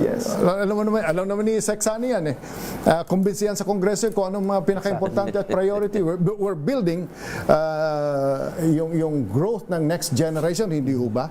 Mamaya pag-usapan natin yung kalidad ng edukasyon, etc. But balikan ko lang ulit sa infrastructure. Maliban dito, you did say na tumaas ang budget natin at ang number 1 ay para sa teachers, yung salary, at pangalawa ay yung progression. At pangatlo ay binanggit ninyo ay infra. Tapos ang sunod na binanggit nyo ay textbook at ang pang-apat ay sa feeding program. Alright, doon muna ako iikot hanggang 9 o'clock. Alright, maliban sa school building, ano pa ang major infrastructure project natin? So meron meron po tayong repairs. Siyempre may mga classrooms po tayo na mga nasisira, diba? Seksani. Ang maraming classroom diyan 1970s, 1980s. Marcos type ang tawag doon kasi sa Marcos type. Bagong lipunan building. Tama ba si Roger? Yusek Willie. May bagong lipunan building sa ilalim nun, doon kami kumakain. Kami mga taga-baryo, Seksani. Totoo po yun. Mayroong minority complex kami, hindi kami taga-poblasyon. So, Seksani, this happened to me. 1973 to 1979, doon sa bagong lipunan building, doon kami kumakain sa ilalim noon. Alam mo, ma'am? Gabaldon, which is good. Parang Okay, ganyan ba ang building na we cannot afford that this time. Because the population in 1973 was 37 million, similar to the population of Thailand. Our population now ranges from depende sa PSAs, about 115. Hindi na natin kaya. You're maximizing open space. May budget ba kayo pambili ng lupa? Wala. Ngayon may konti ho, may katiting na budget, pero dyan katuwang ho natin ang mga local government units, CESAR. Kaya yung mga proactive local government units, you mentioned foresight, bumibili ho talaga ng lupa. At saka, tama yung sinabi nyo, ang mga classroom sa Manila, napakaganda ho. Mas kasing ganda, or mas maganda pa sa private. Kaya pag naglo-launch kami ng programa, sa Manila namin nilo-launch para medyo maganda-ganda yung venue, CESAR. Alright, napag-usapan natin teachers, napag-usapan natin ang classroom. Mga bata, punta na tayo sa favorite part, feeding program. Anong nagawa ng BBM Marcos, ng Marcos Jr. Administration pagdating sa feeding program? Tama ba first time na ang infra natin 65 billion? Yes po. History ng mga nakarang administrasyon? Yes. Klaruhin ko lang kasi, sir. Umabot tayo ng maybe close to 100 billion because bilang doon yung PPP. Pero yung PPP, pagka you're just relying on the national budget, kukulangin yun. Hindi abot ng 65 yun. First time na yung national budget allotment reach 65 billion, yes. Pero pag nagsama mo sa PPP, nami-meet natin yun pagka you take it all together. Okay. So you're enlarging the pie kasi yun ang point ng PPP. Alright. Parang complementary yun. Kumbaga ito yung kaya ng gobyerno, itong part nito ang private sector. Kasama yan doon sa total budget natin. Again, sinabi nyo foresight. CESAR, kaya sinabi ng Education Commissioner EDCOM, kailangan 10 years sustained reforms yan para maramdaman ng masa. Alam mo, Seksani, this is my personal opinion. Habang papunta ako rito, I agree with you. Hindi ito isang administrasyon lang. Even an Education Commission 1, nung na pinamumuno ni Congressman Sani Escudero at Senator Edja Angara, ni Edja, ganun na ang pagtingin nila. Pero mayroon tayong nakukulangan dito, but I'm not going to discuss this. Pero baka pag-aralan ng mga susunod na presidente. Pakiusapan na lang si Seksani, tapusin niya yung 10 taon niya sa DepEd. Continuity. No. Continuity. Di ba? Hindi dapat kasama sa politika ito. Hindi dapat kasama sa politika. Kasi kung, again, babalikan ko si Lee Kuan Yew. Naluha-luha siya noon, hindi ho ba? Nung tinanggal ng Malaysia ang Singapore noong 1965. The following day, ang sumunod na speeches, priority muna ang education. Katulad ng tatay niyo, maraming pinadala sa iba't ibang bansa. Ganon din si Lee Kuan Yew. Magpakadulubhasa kayo at dito tumulong kayo. In other words, nag-focus sa education. Para yung focus should be in sustainable speed, in sustainable focus. 10 years. Seksani, kung akong presidente, tatakbong presidente, Seksani, huwag ka muna makialam sa politika. Subukan nyo bang tulungan ninyo ako sa loob ng 10 taon? Kasi nakailang taon na ho ba kayo? 2 taon lang. 2 taon. 8 years. 6, sino man sila, we don't care. Para may continuity sa education. You know why? Si Senator Plavier, bagong hari, bagong ugali. Pagka bagong DepEd Secretary, bagong priorities, mayroong mga counting variations kahit mayroong batas. Bagong hari, bagong ugali. The focus is lost. Ilan mo nang paalala? Okay daw yung 8 years. This time check is brought to you by ACS. Wow, ang saya. Isang barangay na labada? Puro mancha pa. Goodbye, pahinga. Mommy, isang laba lang yan sa Pride Bar Blue. May powerful stain-away enzymes na malupit sa dumit mancha. At di masakit sa kamay. Isang laba lang yan. Hello, pahinga. Hello, Pride Bar Blue. ACS. Tanggaling-galing mo. Smart dishwashing paste ko. Pritong ulam na masebo, plato o kaldero. Tanggaling for everyday. Ganyan pag smart ang dishwashing paste. May double tanggaling formula. Tanggal ang sebo, tanggal ang bakterya. Bahit para walang bahit, linis fantastic sa belt. Alam plastic, number 1 ko to. Tanggaling-galing mo. Smart dishwashing paste. ACS. Tinesting, sinuri, siniyasan. Ang resulta? Super effective ang Shield sa pagpatay ng bakterya at virus. Shield Antibacterial Soap. Believe ang mga eksperto sa Philippine Nurses Association. At si Mami. Tiwala ako sa Shield. Shield Antibacterial Soap. Napatunayang mabisa. Ang mga nurse, tiwala. ACS. May arte? May budget? Akala nyo lang yon. So solid! White Rose Papaya, wow! White Rose! White Rose Papaya, wow! White Rose! White Rose Papaya! May glow up with White Rose Papaya! White Rose Papaya. May puti power times 2 kasi may papaya at niacinamide. May shea butter and tea tree oil pa. Kutis sulit ang glow up. Glow up with White Rose Papaya! White Rose Papaya. Kutis sulit ang glow up. ACS. Champion na milyonaryo pa! Pagkakataon mo na namang manalo ng 1 million pesos. Tax-free! Dahil eto na naman ang champion na milyonaryo pa! At ngayon, may papremyo na rin kami para sa inyong mga suking sari-sari stores. Ilagay sa isang malinis na papel ang iyong complete name, age, address, contact number at pirmahan. Maaari din ilagay ang iyong suking sari-sari store at ang kanilang address at contact number. Ilagay sa isang white legal-sized envelope na nakipag na rin man sa mga required proof of purchase o POP. Ang tamang bilang ng empty sachets, wrappers o mga pouch ng mga sumusunod na makikita sa official website and Facebook page ng Champion na Milyonaryo Ba, Champion Bar, Champion Powder, Champion Liquid Detergent, Champion Fabric Conditioner, Champion Dishwashing Liquid at Champion Dishwashing Paste. At sa labas ng envelope, ilagay ang Champion na Milyonaryo Pa, ang POP na ginamit at ang MBC radio station na iyong pinakikinggan. Ihulog ang iyong entry sa mga drop boxes na matatagpuan sa iyong mga favorite MBC radio stations. Mas maraming entries, mas malaki ang chance mong manalo. 1 million pesos tax-free ang pwede mong mapanalunan sa Grand Draw. Libo-libong piso ang ipamimigay sa mga weekly draws na gaganapin sa mga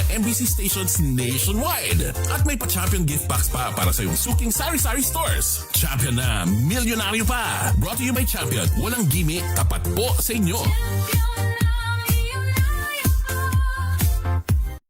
Kia ora, I'm Stephanie Adanza, 48 years old, and I'm working as a Member of Parliament Support Advisor here in Wellington, New Zealand. I'm very happy that a friend recommended MX3 to me. When I opened the box of MX3 and it said, the best decision of your life, wala nang doubt, I get to be part of a product that has a role in the good news, the Great Commission. MX3, dito ako bilib. Mahalagang paalala, ang MX3 capsule ay hindi gamot at hindi dapat gamiting panggamot sa anumang uri ng sakit.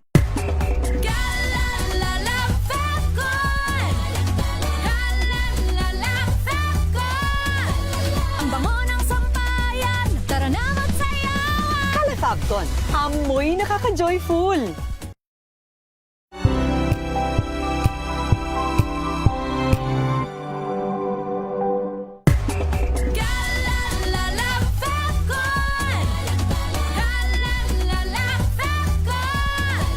Ang bango ng sampayan, tara na magsayawan. Fabcon, amoy nakaka-joyful.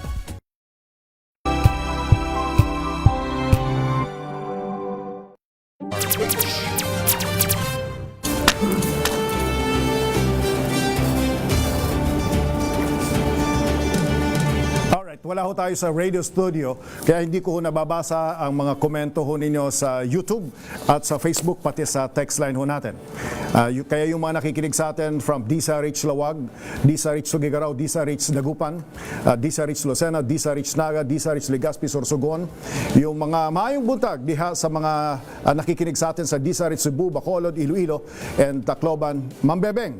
Si Ma'am Bebeng ay classmate ko sa Career Executive Service Saldiwa Class 26. Kami ho ay Class 2014. Nakikinig sa atin palagi, imagine, transistor radio sa DCRH Cagayan de Oro. Ma'am Bebeng, good morning. Suki ko ho yan. Just retired DepEd School Superintendent sa Cagayan. Ma'am Bebeng, happy retirement. Ano? At yung iba pa mga nakikinig sa atin sa DSRH Zamboanga, General Santos, Davao, and Cotabato, magandang umaga ho sa inyo. Doon tayo sa favorite subject ng mga bata. Feeding program. Alright. Ano ang instruction ni Pangulong BBM pagdating sa feeding program, Mr. Secretary? Ang gusto ni Presidente talagang lahat ng bata sana kung kaya ng budget pakainin. At saka hindi, nakita kasi niya pagka partial lang, ibig sabihin hindi sa buong school year nagpapakain ng gobyerno, bumabalik sa dating timbang yung bata. So gumaganda yung timbang niya for let's say 30, 60, 90 days. Pero dun sa hindi ka magpapakain ng 90 days, mababawasan din yung timbang ng bata dahil hindi siya nakakakain sa bahay, kulang yung pinapakain sa kanya or insufficient yung nutrients, hindi nutritious food ang kinakain po niya ka CESAR. So for the first time nga sa kasaysayan, ito, pangatlong legacy na po ni Pangulong Marcos ito. For the first time, lahat ng kindergarten, lahat ng grade 1 students will be fed regardless of their weight. Kasi ang nasa batas, ang requirement ng batas, i-feed yung mga wasted and severely wasted, yung mga kulang sa timbang. But we're going beyond that, CESAR. We're feeding all the children, which is a best practice worldwide. Pero ang problema dyan, pag pumapasok na po sa amin at kindergarten, 5 years old, universal, compulsory, kailangan, kaya gusto ng magulang, kaya ayaw niya, kailangan pumasok ang bata, required. Pero ang problema yung 0 to 5 years old, hindi nakakakuha ng sufficient nutrients. Kaya sa latest, wala pa yan sa inyo, wala pa yan sa wala pa po sa amin yan. Sa daycare centers po yan. Yun ang dapat tutukan ngayon ng mga local governments, ng mga daycare centers. Talagang pakainin yung mga bata doon. Dahil doon sila, doon yung development, yung optimal brain development happens between 0 to 5 years old. Sa Manila, may 400 plus daycare centers at may feeding program si Yorme. Your milk. Yorme. MWF. Every Monday, every Wednesday, every Friday, 2 to 3 months, may 200 ml na gatas. Malaking bagay po yun. Malaking bagay po yun. Ito, addressing the first 1,000 days. May budget ba tayo? Feeding program? Meron po. For this year po, ang budget natin is 25 billion to 25 plus yung 1 billion na capital outlay. So 26 billion budget for school-based First time ito? feeding. Ganito kalaki, yes. First Dati time. ilan? Magkano lang ito? Dati, umabot tayo ng maliit na 3 billion, paminsan 3 billion lang, 8, before. may mga ganon. Yeah. Maliliit And lang. to think na 26 million more or less ang population ninyo. Correct. Pero mag-focus lang tayo sa, tama ho ba narinig ko, kindergarten and grade 1? Kindergarten grade 1 yung universal. Universal. Pero if you're from grade 2 to grade 6 under the law, yung wasted and severely wasted. So this year, itong school year 25-26, nagpakain tayo ng over 3 million.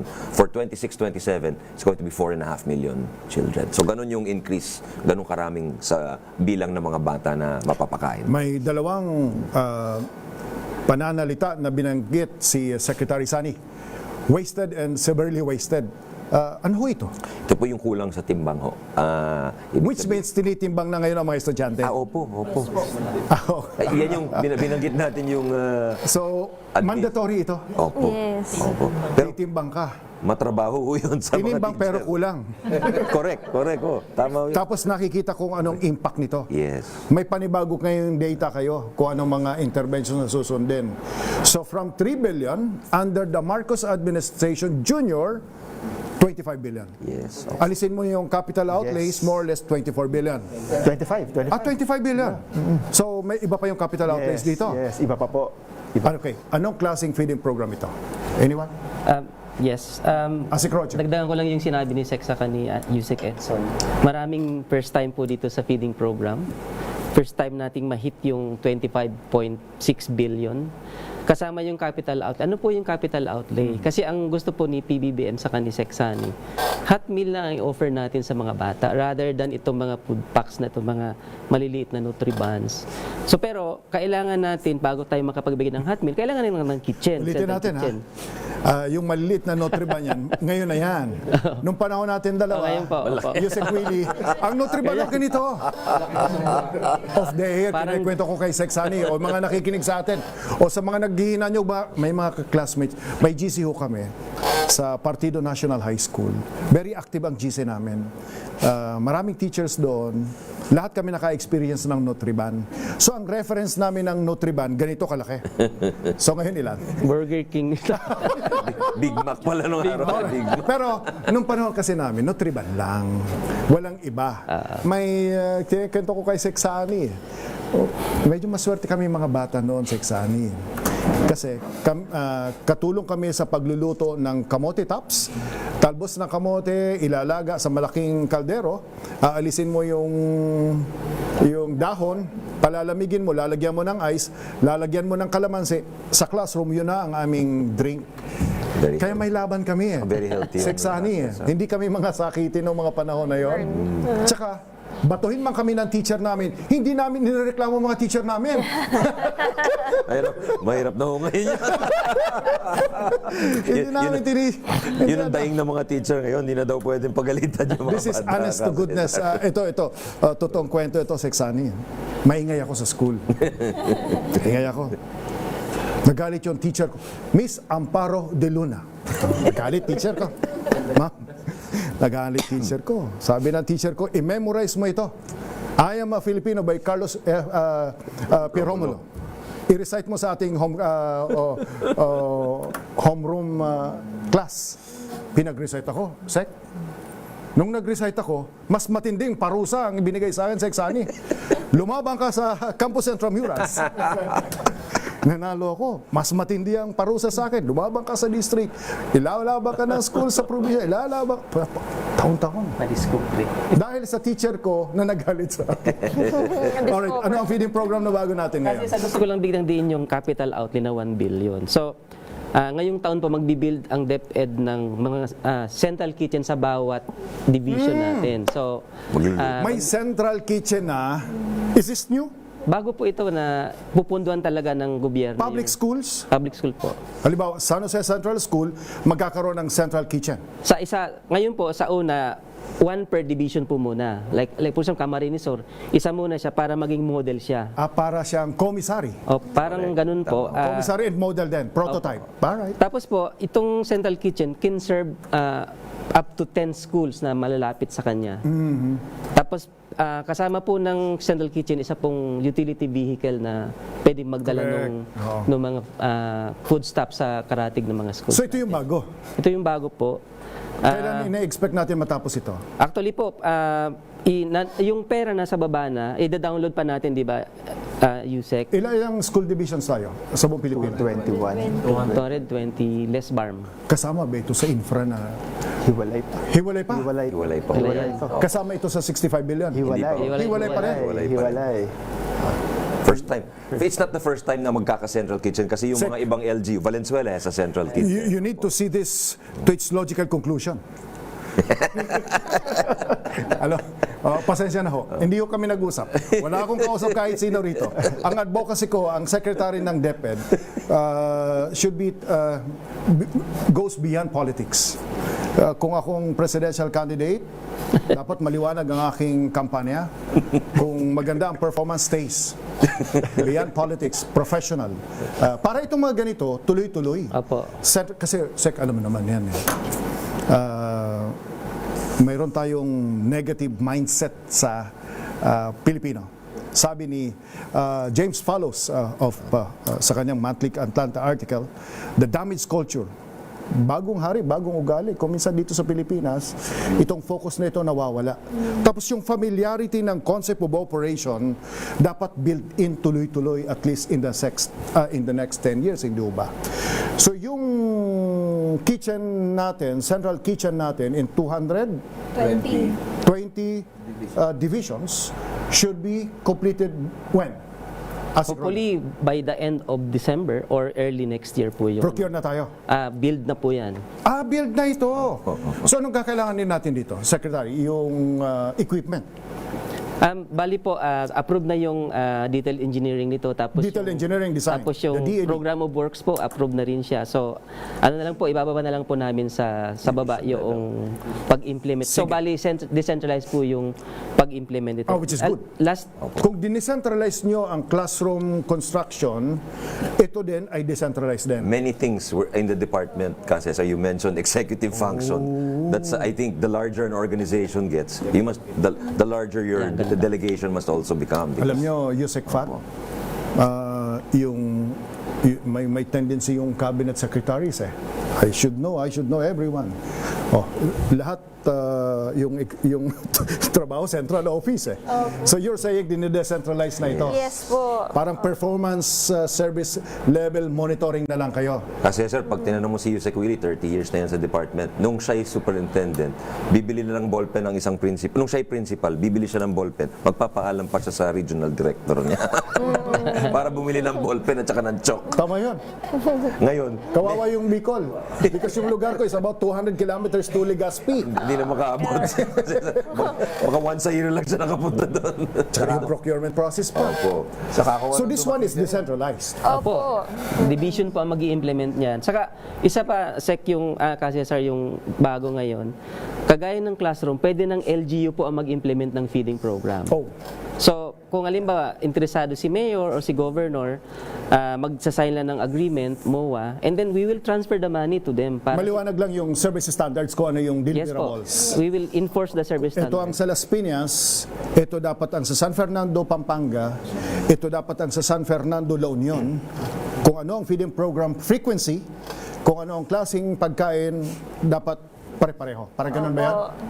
Yes po. Hindi naman ho kailangan pare-pareho. Pero may budget ho yan, 21 pesos per meal ka, Cesar. Ang kagandahan ng partnering with the LGUs na sinasabi ni Asik Roger, dinadagdagan ng ibang LGUs. Nagbibigay ho sila ng bigas, nagbibigay ho ng manok, yung iba gulay. So, yung 21 pesos na core budget ng feeding program, nadadagdagan. May seed money, kumbaga. Opo. Dagdag na lang. So, yung marami na tayong best practices na LGUs ho dyan, yung Valenzuela, yung Pasig, yung Quezon City. So marami hong Tarlac. So yung kitchen, ang tawag natin dito? Central kitchen natin. Per division? Per division po. Operational na yan sa dulo ng taong ito, if not first quarter of 2027. Yes po. Makakasama na ito sa SONA 2027? Definitely po. Definitely po. Confident ka, Asik Roger? Confident po. Kumusta si Seksani? Malusog po siya. Lumusog po siya pagpasok ng DepEd. Makulit sa data. Ay nako. Minumura na ako ng mga Yusek ko. Hindi naman kailangan daw yung datos na yun. Ba't ko pa daw hinihingi? Yung decision making, executive ability, yung pinaka-importante data, timely, accurate, relevant information. Kung minsan, Sek, di ba, baliban sa mga itong kausap natin, marami pang nagre-report din sa inyo, hindi ba? How do you treat them pagka ganyan? We welcome it actually. At saka we welcome the partnerships kasi nga we realize we cannot do it alone. Hindi namin kaya na kami lang sa DepEd. So, ang kagandahan yan, ang daming gusto mag-partner sa DepEd. You're talking about central kitchens, Jollibee. Nagpapatayo ng central kitchen yan sa Los Baños, sa iba-ibang lugar. So yun, parang nabawasan yung trabaho namin. Gumanda yung feeding program dun sa area na yun. Are you in partnership with them? Are you Yes. aling ano? Opo. Marami kaming partnerships. So pwedeng i-PPP ito? Pwede rin ho. Pwede rin ho. Alright. Pag sinabi mong central kitchen, may complement yan, hindi lang equipment yan, pati HR component. Opo. Pati HR component, hindi ba? Therefore, hiring na rin kayo. Hindi, sa Valenzuela ho, may volunteers ho sila. For instance, so, iba-ibang models ho yan eh. So, yung iba guro, yung iba yung project development officers na pinag-uusapan. Bago tayo mag-commercial break, in summary, anong naitulong ng BBM administration sa feeding program? Anong bago? Anong na-accomplish natin? Una po, pinalawak po talaga yung coverage ng feeding program. Nilakihan yung budget at in-engage po yung LGU na ngayon formally sa feeding program. At magtatayo na po tayo ng mga central kitchen. Alright. Okay, thank you. Sa ating pagbabalik, pag-usapan natin textbook. Ilang textbook ho ba yan? dala nila. Digital na rin ho ba tayo? Kumusta ba ang budget ngayon kumpara nung nakaraan? Kanina, binanggit natin na ang focus ng 1.015 trillion budget nila ay sweldo ng mga guro and non-teaching personnel, yung progression, promotion, pangalawa ay infra, pang-apat textbook. Punta tayo sa textbook. Ilan mo nang paalala? Special on Saturday is brought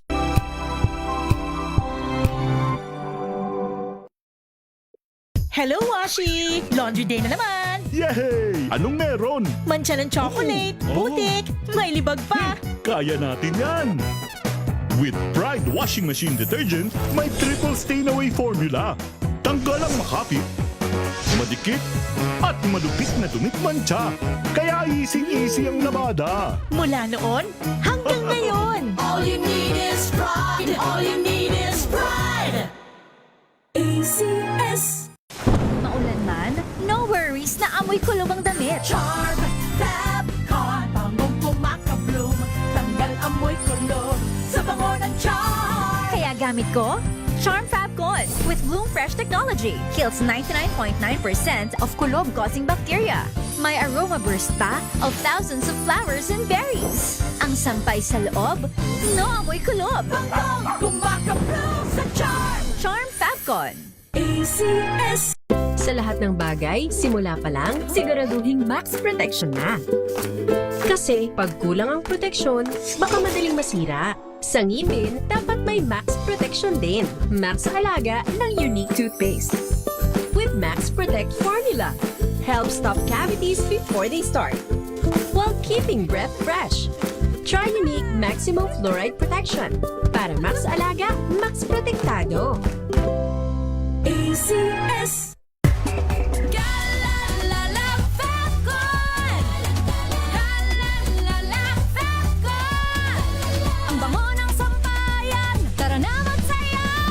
Fabcon, amoy nakaka-joyful!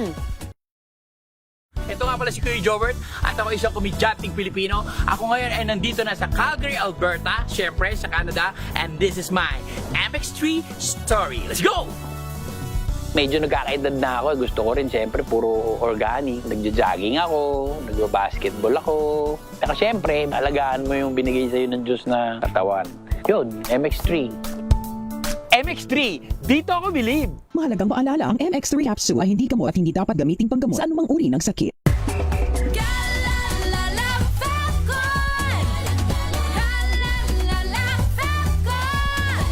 Ang bango ng sampayan, tara na magsayawan! Calafabcon, amoy nakaka-joyful!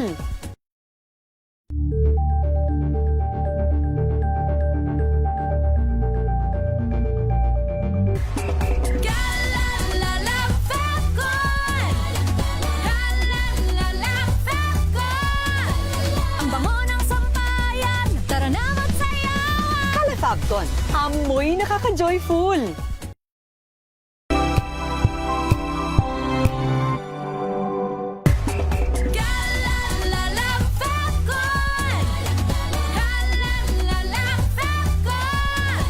Ang bango ng sampayan, tara na magsayawan! Calafabcon, amoy nakaka-joyful!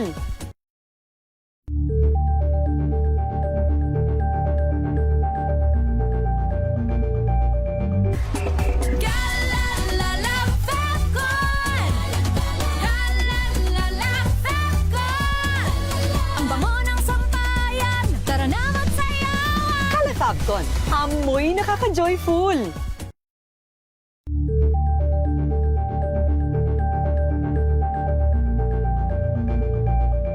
Champion na milyonaryo pa!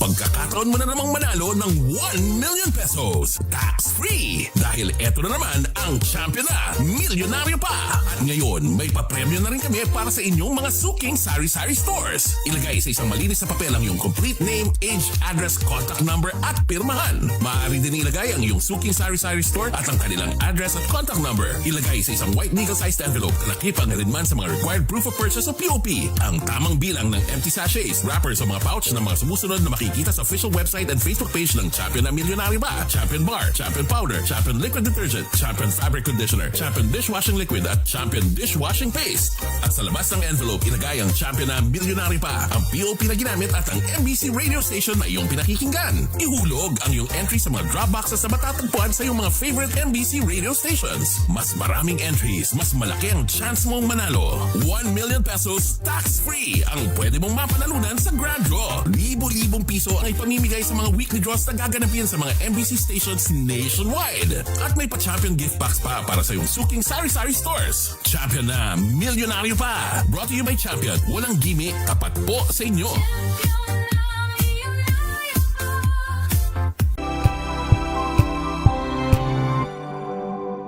Ito ay bunsod ng naitalang 17 individual na ang kanilang naaresto. Ng Metro Manila Development Authority o MMDA ang No Contact Apprehension Policy o NCAP sa Metro Manila. Sa ang ilang mga dokumento ay peke. Hindi rin legal ang employment na ipinangako sa kanila. Sa mata ng batas, mananagot ang sangkot at may sala. Dahil sa bawat paglabag, may karampatang parusa. Alamin ang mga pananagutan sa likod ng mga bawal. Dito sa Hoy, Bawal Yan, tuwing Sabado, alas 11:30 ng umaga. Dito lang sa DZRH TV.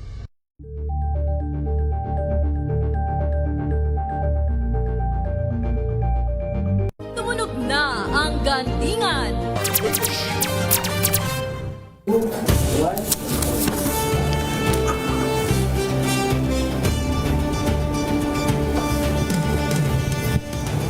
Alam niyo ho, kulang ang 2 oras kapag ka DepEd sapagkat ang totoo niyan, kung may mahaba-haba akong oras, gusto kong makita ang 365 human faces of success stories ng DepEd. And of course, pati yung mga challenges, yung mga shortcomings, yung mga pagkukulang para yung reforma ay nakikita natin na aabangan sa mga susunod na taon. But anyway, sa nakalipas na 1 oras at kalahati, napag-usapan na natin kumusta ang kalagayan ng mga guro. Kumusta ang infrastruktura, lalong na pagdating sa classroom. Ngayon, may added information tayo na lahat ng schools division, siyudad, probinsya, about 200 plus, meron ng central kitchen. At tumaas ang mga budget. Kaya nga, so nakikita na natin yung mukha ng 1.015 trillion budget kung bakit. First time ito na trillion tayo? First time ho, CESAR. And first time din na lumampas tayo dun sa 4% of GDP, yung recommended. Yun yung rekomendasyon ng UNESCO na best practice for a developing country.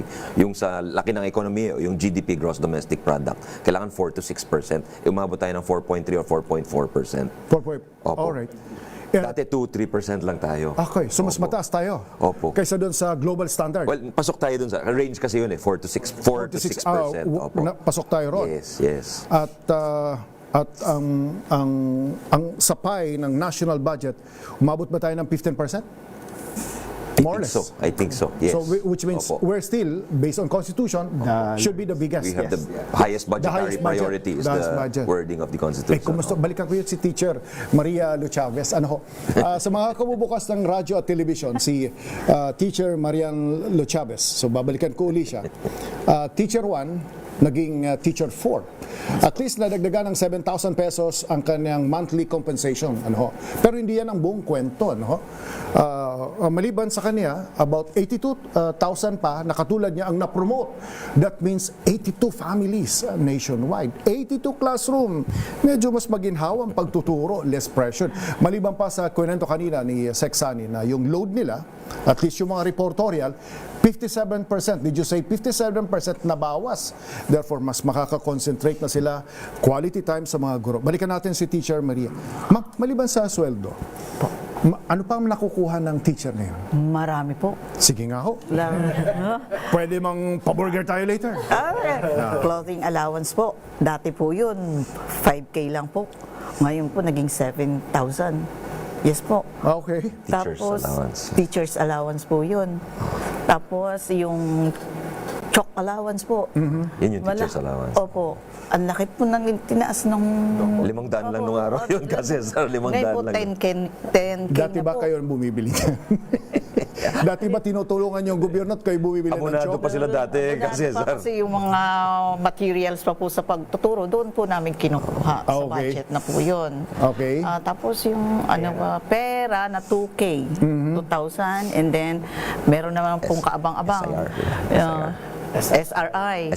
Oh, SRI, service. Yes po, may PEI pa po. Okay. Po, Sir, yung December. SRI, ano yan? First time kay EBBM tsaka kay Sexani. Sige, magkano ito? Maximum 20,000 ang inabot ng Binigay ng DepEd yung maximum possible. Yes. 20K Binigyan kayo ng Maximum maximum. Binigay mo yung maximum. for 2 consecutive years. First time. Okay. For Yes. Teachers Day. Before that, meron tayong SRI? Less than half of that lang. Magkano yun? More or less. 9, 37 years in service. Ang SRI noon ay umaabot lang ng 7,000. Ganun lang. Ngayon 20,000. Yes. 20. Lahat. Yes. Lahat ng teachers. 1 million ho yun kasi. Pati ng yung, buong pati yung non-teaching personnel. Opo, kasama. 37 years ka na in service, no? No, in service. Tama ba? Ako, 39 years. 1987 ako, nagsimula sa DSRH, so magkaedad tayo. So, dahil pareho ang henerasyon natin, so, itong mga kinekwento, nakikita niyo ho ito. At faithfully executed ito. Walang teacher masabi, hindi ko nakukuha yung medical. Walang teacher masabi, hindi ko nakukuha yung SRI. Ako kasi sir, nag-umpisa na ang sweldo sa isang buwan ay 3,102. Alam mo magkano sweldo ko sa DSRH? 4,500. Pero malaki ang pera noon. 1987. Allowance. Yung 500 pesos mo noon, pang isang linggo ng grocery allowance mo. Yung value. Yung May value, no? nadagdag pa po, malaking Siyempre, tulong po. kami sa DSRH may sweldo na, may performance bonus, may medical, may coverage allowance pa kami. Diba? Yung mga ganon, et cetera, et cetera. Nabanggit niyo po yung medical kasi, sir. May medical allowance. Kaya nga gusto ko itanong eh. May medical kayo? Yes po. Magkano yan? 7,000 po. HMO ito o reimbursable? HMO based. HMO based. Pero yearly na. Yearly po. Ako, HMO. mahilig ako doon sa isang vitamins eh. So, nung I covered 5 attempts. No? While nung batang reporter ako. So, yung vitamins doon, nire-reimburse ko yun eh. Dito sa kumpanya, kay Ninang Rina Veloso. Kaibigan ng tatay niya. Tsaka ni Obi. Ni Ma'am Obi. Alright, so may medical allowance ko. Ulit-ulitan natin. Nag-increase yung sweldo nyo from 31 to, tama ba? 31, 32, naging 38 ngayon, Yes, which means ang increase 7. May medical allowance ka, may SRI ka na 20,000 sa loob, sa nakalipas na 4 na taon or at least 3 taon. Yes po. Ano pa? Teaching allowance may sa teaching- 10,000. May teaching allowance ka Non-taxable pa. po Yung yun. choke allowance, kasi- teaching allowance na po ang pangalan niya. Opo. Kasi wala na gumagamit ng Medyo paldo pala kayo ngayon. Paldo. Paldo teacher ngayon. Public school ha? Yes po. Mid-year, year-end. mid-year bonus. May iba pa yung, okay. So may mid-year, kailangan kong gamitin na yung pangalawa. May mid-year bonus ka na. Yes po. Tapos may year-end. year-end pa. World Teachers May Day. World Teachers World Day Teachers po. Day allowance din po. Meron pa World Teachers Day. Wala bang Broadcast Day? Mr. Fred? There's a International Universal Radio Day. Mr. Fred. Mr. Fred is Elizalde, our chairman of the board. So mayroon kayong Teachers Day allowance. Yes po. Magkano naman yon? Siguro po lalaki na ngayon ni Sir. Hindi, maliit lang yun. 1,500. Okay pa rin yun. 1,000. Alright. 100,000 naman po kasi ang teachers. Okay. Hindi biro yung 1,000. 1,000 is 1 billion. 800 million yun kasi. 876,000. Yan ho ang teaching personnel. Plus non-teaching personnel, 1 million na haulas. Kayo. Yes po, nasa 1 million na. Nako, kayo ang number 1 consumer ng GSIS. Opo. Ang contributor ng GSIS. That's true. Kaya nakita ko ron yung aking kababayan, si Director Sadsad. Yes. Dati si Director Sadsad, medyo kasing laki lang ni Yusek Edson. Ngayon 6-footer. Ngayon tayong dalawa. Combine, Yusek Director. Alright. Anong bago? Anong na-accomplish natin sa textbooks ngayon? We can discuss. Sa textbooks po kasi, sir, naalala niyo po yung EDCOM finding na in 10 years, 27 titles lang po ang na-procure ng DepEd. Ngayon po, in the past 3 years, nasa 80 to 90 titles na po ang napo-procure namin. In 10 years? 10 years, 27 titles. 27 titles, Opo. which means 27 books or textbooks. Opo. Tapos, ngayon po, sa 3 taon po, nasa 80 titles na po ang na-procure ng DepEd. natulog ba sila o wala lang pondo? It's a bit of both, CESAR. Kasi That's why- nahirapan sa bidding, ang daming failure of bidding. Kasi naghahanap ka ng textbook ng music at saka physical education. Wala namang gumagawa ng ganong klaseng textbook. Na-integrated. Kaya failure lagi. Alam niyo yung isang natutunan ko sa tatay niyo, Sexani. Pasensya na, mas bida yun sa akin eh. Magaling na tao. Alam mong isa pang lingwahe na hindi ko nakakalimutan na madalas ko na rin, institutional memory. It's true. So importante na ang secretary, papunta na naman ako ron eh. Dapat may institutional memory, pero later yun, pag-uusapan. Kasi itong mga ganito, naiiwasan sana yung 27 titles, which means 27 textbooks na ngayon ay 80. 80 titles. 80 titles, which means 80. Paano naman yung estudyante? Baka mamaya hindi na makalakad. Ang dami niya ng libro. Paano ito? Which means in budget, in absolute terms, more or less, kung mayroon tayo, anong pinagkaiba rito? Ang budget Before natin, the Marcos Jr. administration, nakikinig si Yusek HR Mercado. before the PBBM administration, ang budget na to, 3 billion, but nagka-COVID, so lumiit pa lalo. May mga 1B. Textbook, ha? Yes, yes. Nationwide ito, ha? Yes, and ngayon, ang pinag-uusapan natin, nag-average tayo ng 24 to 26,000 students, as high as 28,000. Ngayon, 26,000 tayo. Million 1 po. billion. 26 million students. 3 billion, naging 1 billion. Magkano ang budget natin? ngayon, it's at 19 billion. Biggest ever. Biggest ever po yung textbooks natin ngayon. Alam mo yung turo ng teacher ko, pag may nagbibigay ng numero, ang itatanong mo dalawang ay impact and implication. Paano yan? Baka mabulunan kayo. Kapag bili ng procurement na ito, Secretary.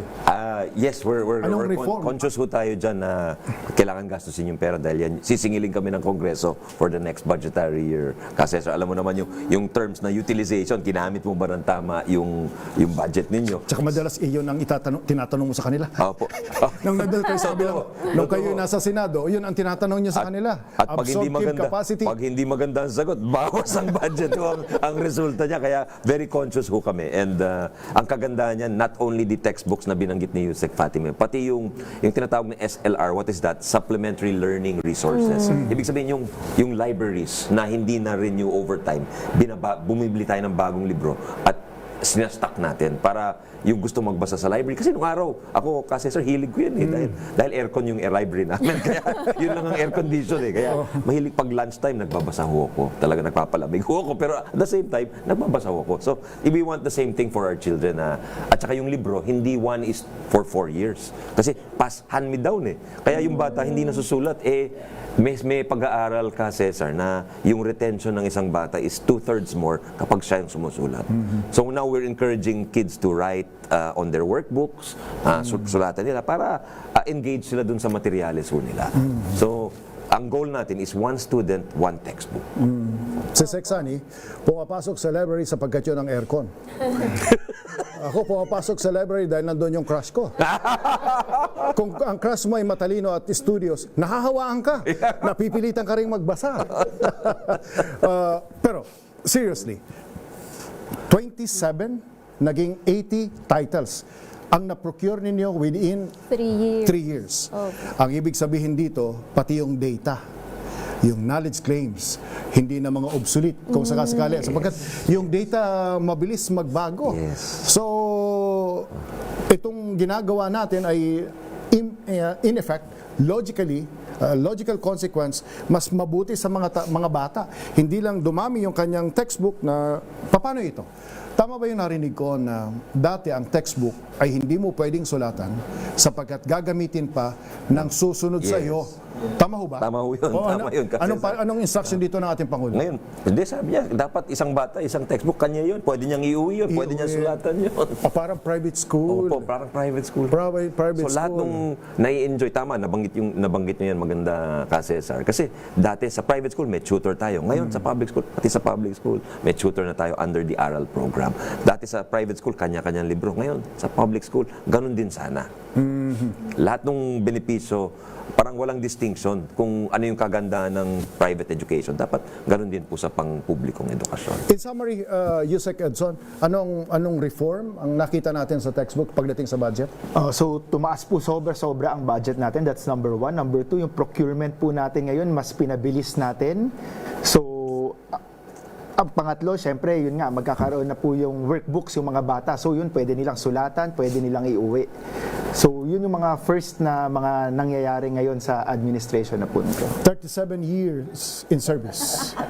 First time ito. Hindi ito nangyari sa panahon natin, ano? Yung isa sa uli. Yeah. Tapos kapag hindi sa uli, babayaran pa ng estudyante. Nakarelate kayo, no? Kapag ka yung textbook, pero minsan hindi nila kasalanan, nabasa, binagyo ba? Kawawa naman kami. Tama po. Kawawa naman kami. Tapos hindi ka makakakuha ng clearance agad. Katakot-takot na paliwanag sa teacher, hindi ho ba? Tinanggalan rin po natin yung ng accountability yung teacher kasi para magaling sa bata. Kasi siya sumasalo nun. So sa bagong pulisiya natin, hindi na accountable si teacher to repay what is lost nung bata. Ganon din si bata. Alright. Pag sinabi natin 27 dati, before the Marcos administration, in just 3 years, nakapag-procure tayo, naging 80 na ang titles natin. Ano ang completion dito? Anong target completion dito? Buong taon o natapos na ito? Ngayon po, ongoing po yung procurement natin. For the first time po, makakompleto po natin ang textbooks from grade 1 hanggang grade 12 po. So first time ito? Yes first time po. Sa Complete set. Complete set. From Education Act of 1982 to EDCOM in 90s during the 9th Congress. Tapos EDCOM 2. Imagine, ang dami pinaghabaan. Ang dami pong pinaghabaan. First time ito na kompleto sila. Makukompleto po natin, sir. Kanina po tinanong nyo kung paano namin magagastos yung budget. For the first time po, nag-EPA po ang DepEd. So, short of award.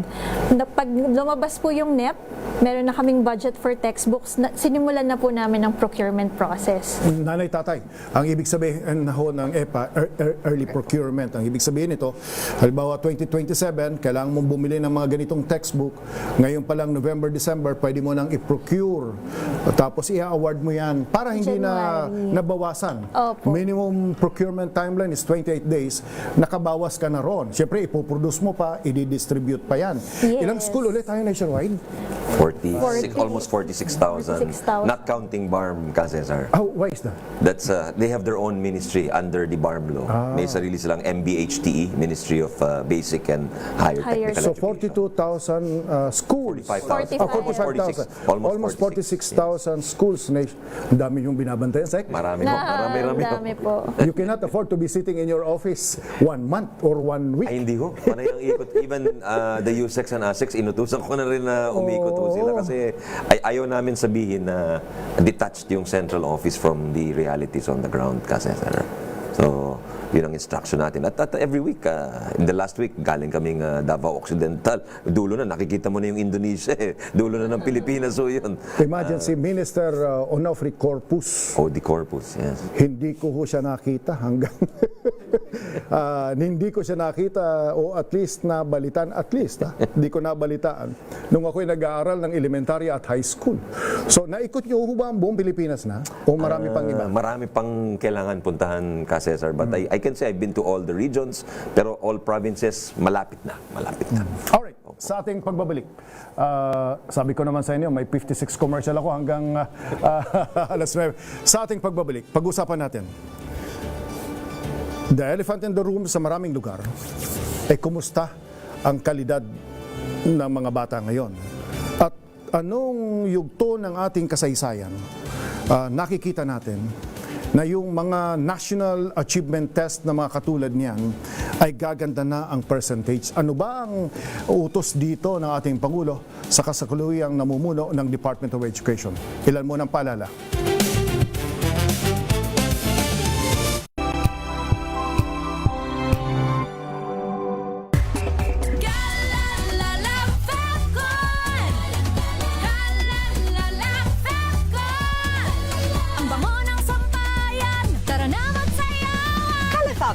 Amoy nakaka-joyful!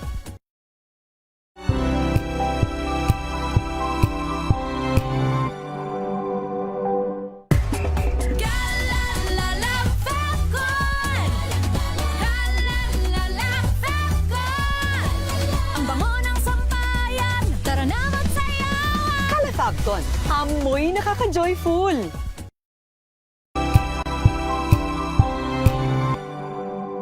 Curious ka ba sa maraming bagay? Kami na ang bahala dyan.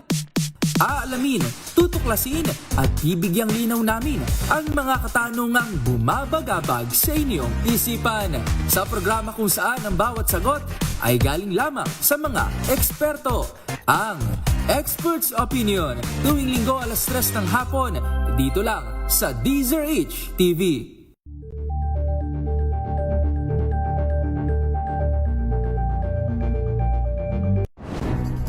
Good vibes ang hanap mo? Dito ka na sa sigurado! Mula sa mga istoryang nagbibigay ng inspirasyon hanggang sa mga kwentong may dalang solusyon. Mga balitang pampagaan ang pakiramdam at pampaganda ng araw.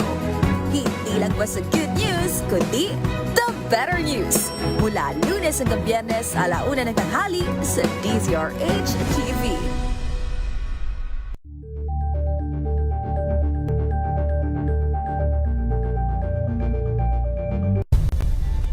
Nagsimula sa pangarap hanggang sa maabot ang tagumpay.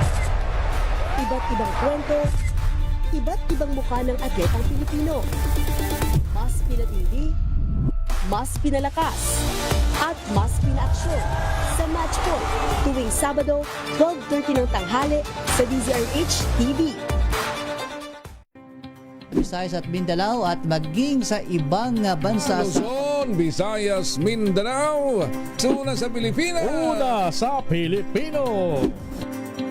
Walang advokasiyang maliit, basta't malinit. Maraming salamat. Muling sumasa inyo ang ating palatuntunan special on Saturday. Salamat po sa inyong pagsama sa amin dito sa Executive Session. Mabuhay ang Isang oras na talakayan ang mga usaping may kinalaman sa ating akto.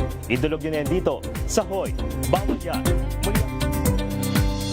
Ang latest happenings at trending sa mundo ng entertainment and lifestyle with favorite stars. Mga kwentong maghahatid ng inspirasyon at aral sa mundo ng Sa pagbabalik tanaw sa 87 taong legasiya ng DZRH, napagtagumpayan na ng kauna-unahang himpilan ng radyo sa Pilipinas ang iba't ibang pagsubok, kabilang na ang bangungot noong panahon ng ikalawang digmaang pandaigdig.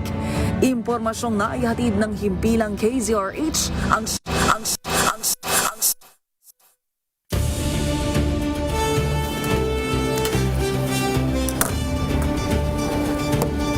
6 minutes. Alright, tuloy-tuloy tayo sa ating palatuntunan special on Saturday. Last part, Secretary, siyempre aware ang Pangulo kung anong performance natin. International standard, national standard sa ating mga pagsusulit para sinusukat ang galing at tusay at anong nagre-retain sa kanila. So, English, writing, math, etc. etc. Anong status natin at saan tayo patungo ngayon? Aminado naman kami ka CESAR at si Pangulo na medyo sumadsad na tayo in recent years.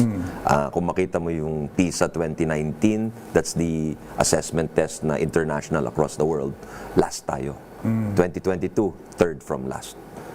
We're waiting for the next results. We're hoping with the interventions of the President, yun ang instruction niya sa amin, pagandahin nyo naman para hindi tayo mapahiya na wag naman. Dati tayo yung sikat sa Asia, ngayon parang doon na tayo, close to the bottom na tayo, hindi na tayo top of ranking. So, kaya nga nagkaroon tayo ng aral implementation across the board. Aral means yung remediation natin. Anong ibig sabihin yan? Pag may problema ang bata, sinasagot pa rin natin kaagad. Hindi natin pinapatagal. Kasi ngayon nakikita natin, may datos ang EDCOM, grade 11, hindi pa nakakabasa. That's shocking, di ba? So, hindi na tayo papayag na may ganun ka, CESAR. Grade 1 pa lang, grade 2 pa lang, sasagutin na po natin yung kakayanan na yon. And ayaw talaga ng Presidente. Napapailing talaga si Presidente pag nakikita niya yung mga rankings na bakit tayo ganito? Kasi dati nung lumalaki naman siya, hindi naman daw tayo ganon. Kaya yun ang instruction niya, palakasin po yung basics natin, yung pundasyon, strengthen the foundations, which is reading, writing, arithmetic, yung 3 R's nga sabi nila. So now yung aral natin, for the first time, magkakaroon tayo ng tutorials, not just sa pagbabasa, pati sa math and science, magkakaroon tayo ng tutorials. Siyempre, hindi ito overnight, Sec, hindi ba? Hindi po. Kung generation ito, kung dekada ito, sabihin natin to a certain extent ay society itself nagkulang ng atensyon sa kanila, ay dekada ito So, baring hindi natin kaagad makita ito. Yes. Pero kailan natin maaabot ito, more or less? Palagay ko, we will see a few changes over the years because we're seeing it. Isang year of aral pa lang, meron ng milyong estudyante na nag-i-improve ang reading comprehension level nila. So, from struggling, nagiging emerging na sila. So, they're moving up one. Pero still, gusto natin is talagang not only mediocre, but we want them to be outstanding readers. Tama ho ba? Yung mga binanggit ninyong reforma kanina, yung mga binanggit nating mga pagbabago kanina, ang mga ito ay bahagi sa kabuuan ng pag-atake doon sa kakulangan. Tama ho ba? Tama ho yun. Classroom, tama ho yun. Teachers, nutrition, etc. Tama ho ba? Tama ho. Ang nangyari ka, CESAR, dati, nakafocus tayo sa isang aspeto lang, yung access o kaya yung pagkulangan ng classrooms. Ngayon, lahat sinasabay na ho natin, sabi ni Pangulo, lahat ng problema, bigyan natin ng lunas at hindi yung band-aid solution, kundi yung talagang pangmatagalan. Kaya natutuwa siya dun sa rekomendasyon ng EDCOM na hindi lang Marcos administration problem ito, kundi problema ng successor ni President Marcos, problema nung successor niya. Dahil for education reform to take real root, it must be multi-generational, as you said. And hindi pwedeng isang taon, 2 taon, 3 taon. Kailangan minimum isang dekada po yan. Alright. Teacher Marian Lu Chavez, hindi ko siya kamag-anak, pero kung sasabihin niya magkamag-anak kami, okay na okay sa akin. Nag-increase. Yes po. Teacher Marian, kumusta ang pakiramdam ng mga guro ngayon? With these changes, dito mga pagbabago. Marami pong natuwa. Kahit na ako'y mga kasamahan ko na kasing edad ko, para pong nabuhayan po sila.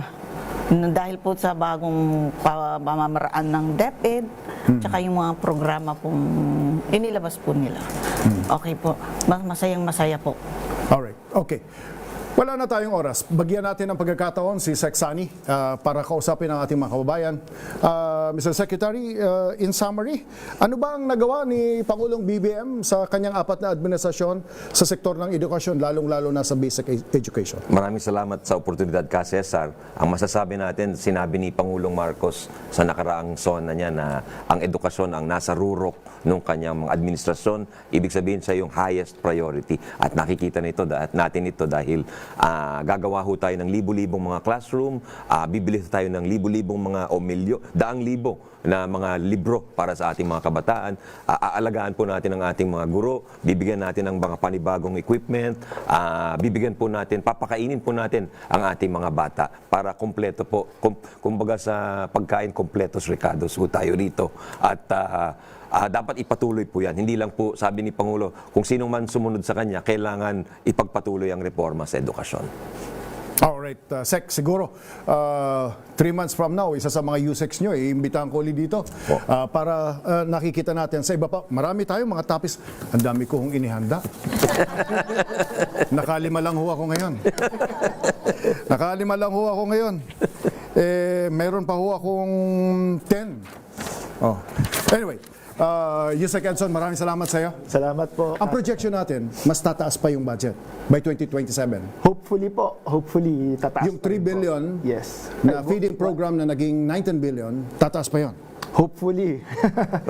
Tapos yung budget natin sa hiring, tataas pa yon. Yes, definitely. Progression, definitely. Definitely tataas yun. Alright. Kumusta ang mga sa regional offices? Are they inspired? DepEd? Definitely po at masaya sila dahil sa mga reformang ginagawa ngayon sa DepEd. Quantum leap ba yung pagbabago sa sektor ng edukasyon? It's a great stride. It's a great stride.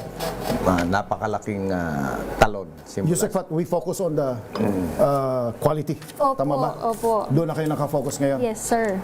Alright. Wala na tayong oras. Si Ombudsman Boying Rimulya ay nasa radio studio na at sinasabing nag-o-overtime ka na, Cesar.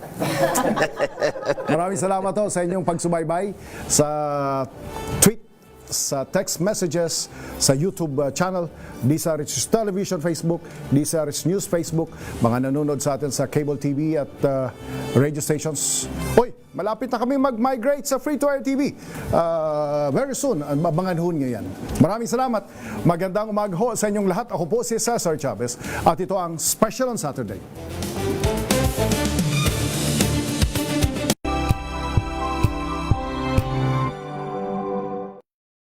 Wow, ang saya.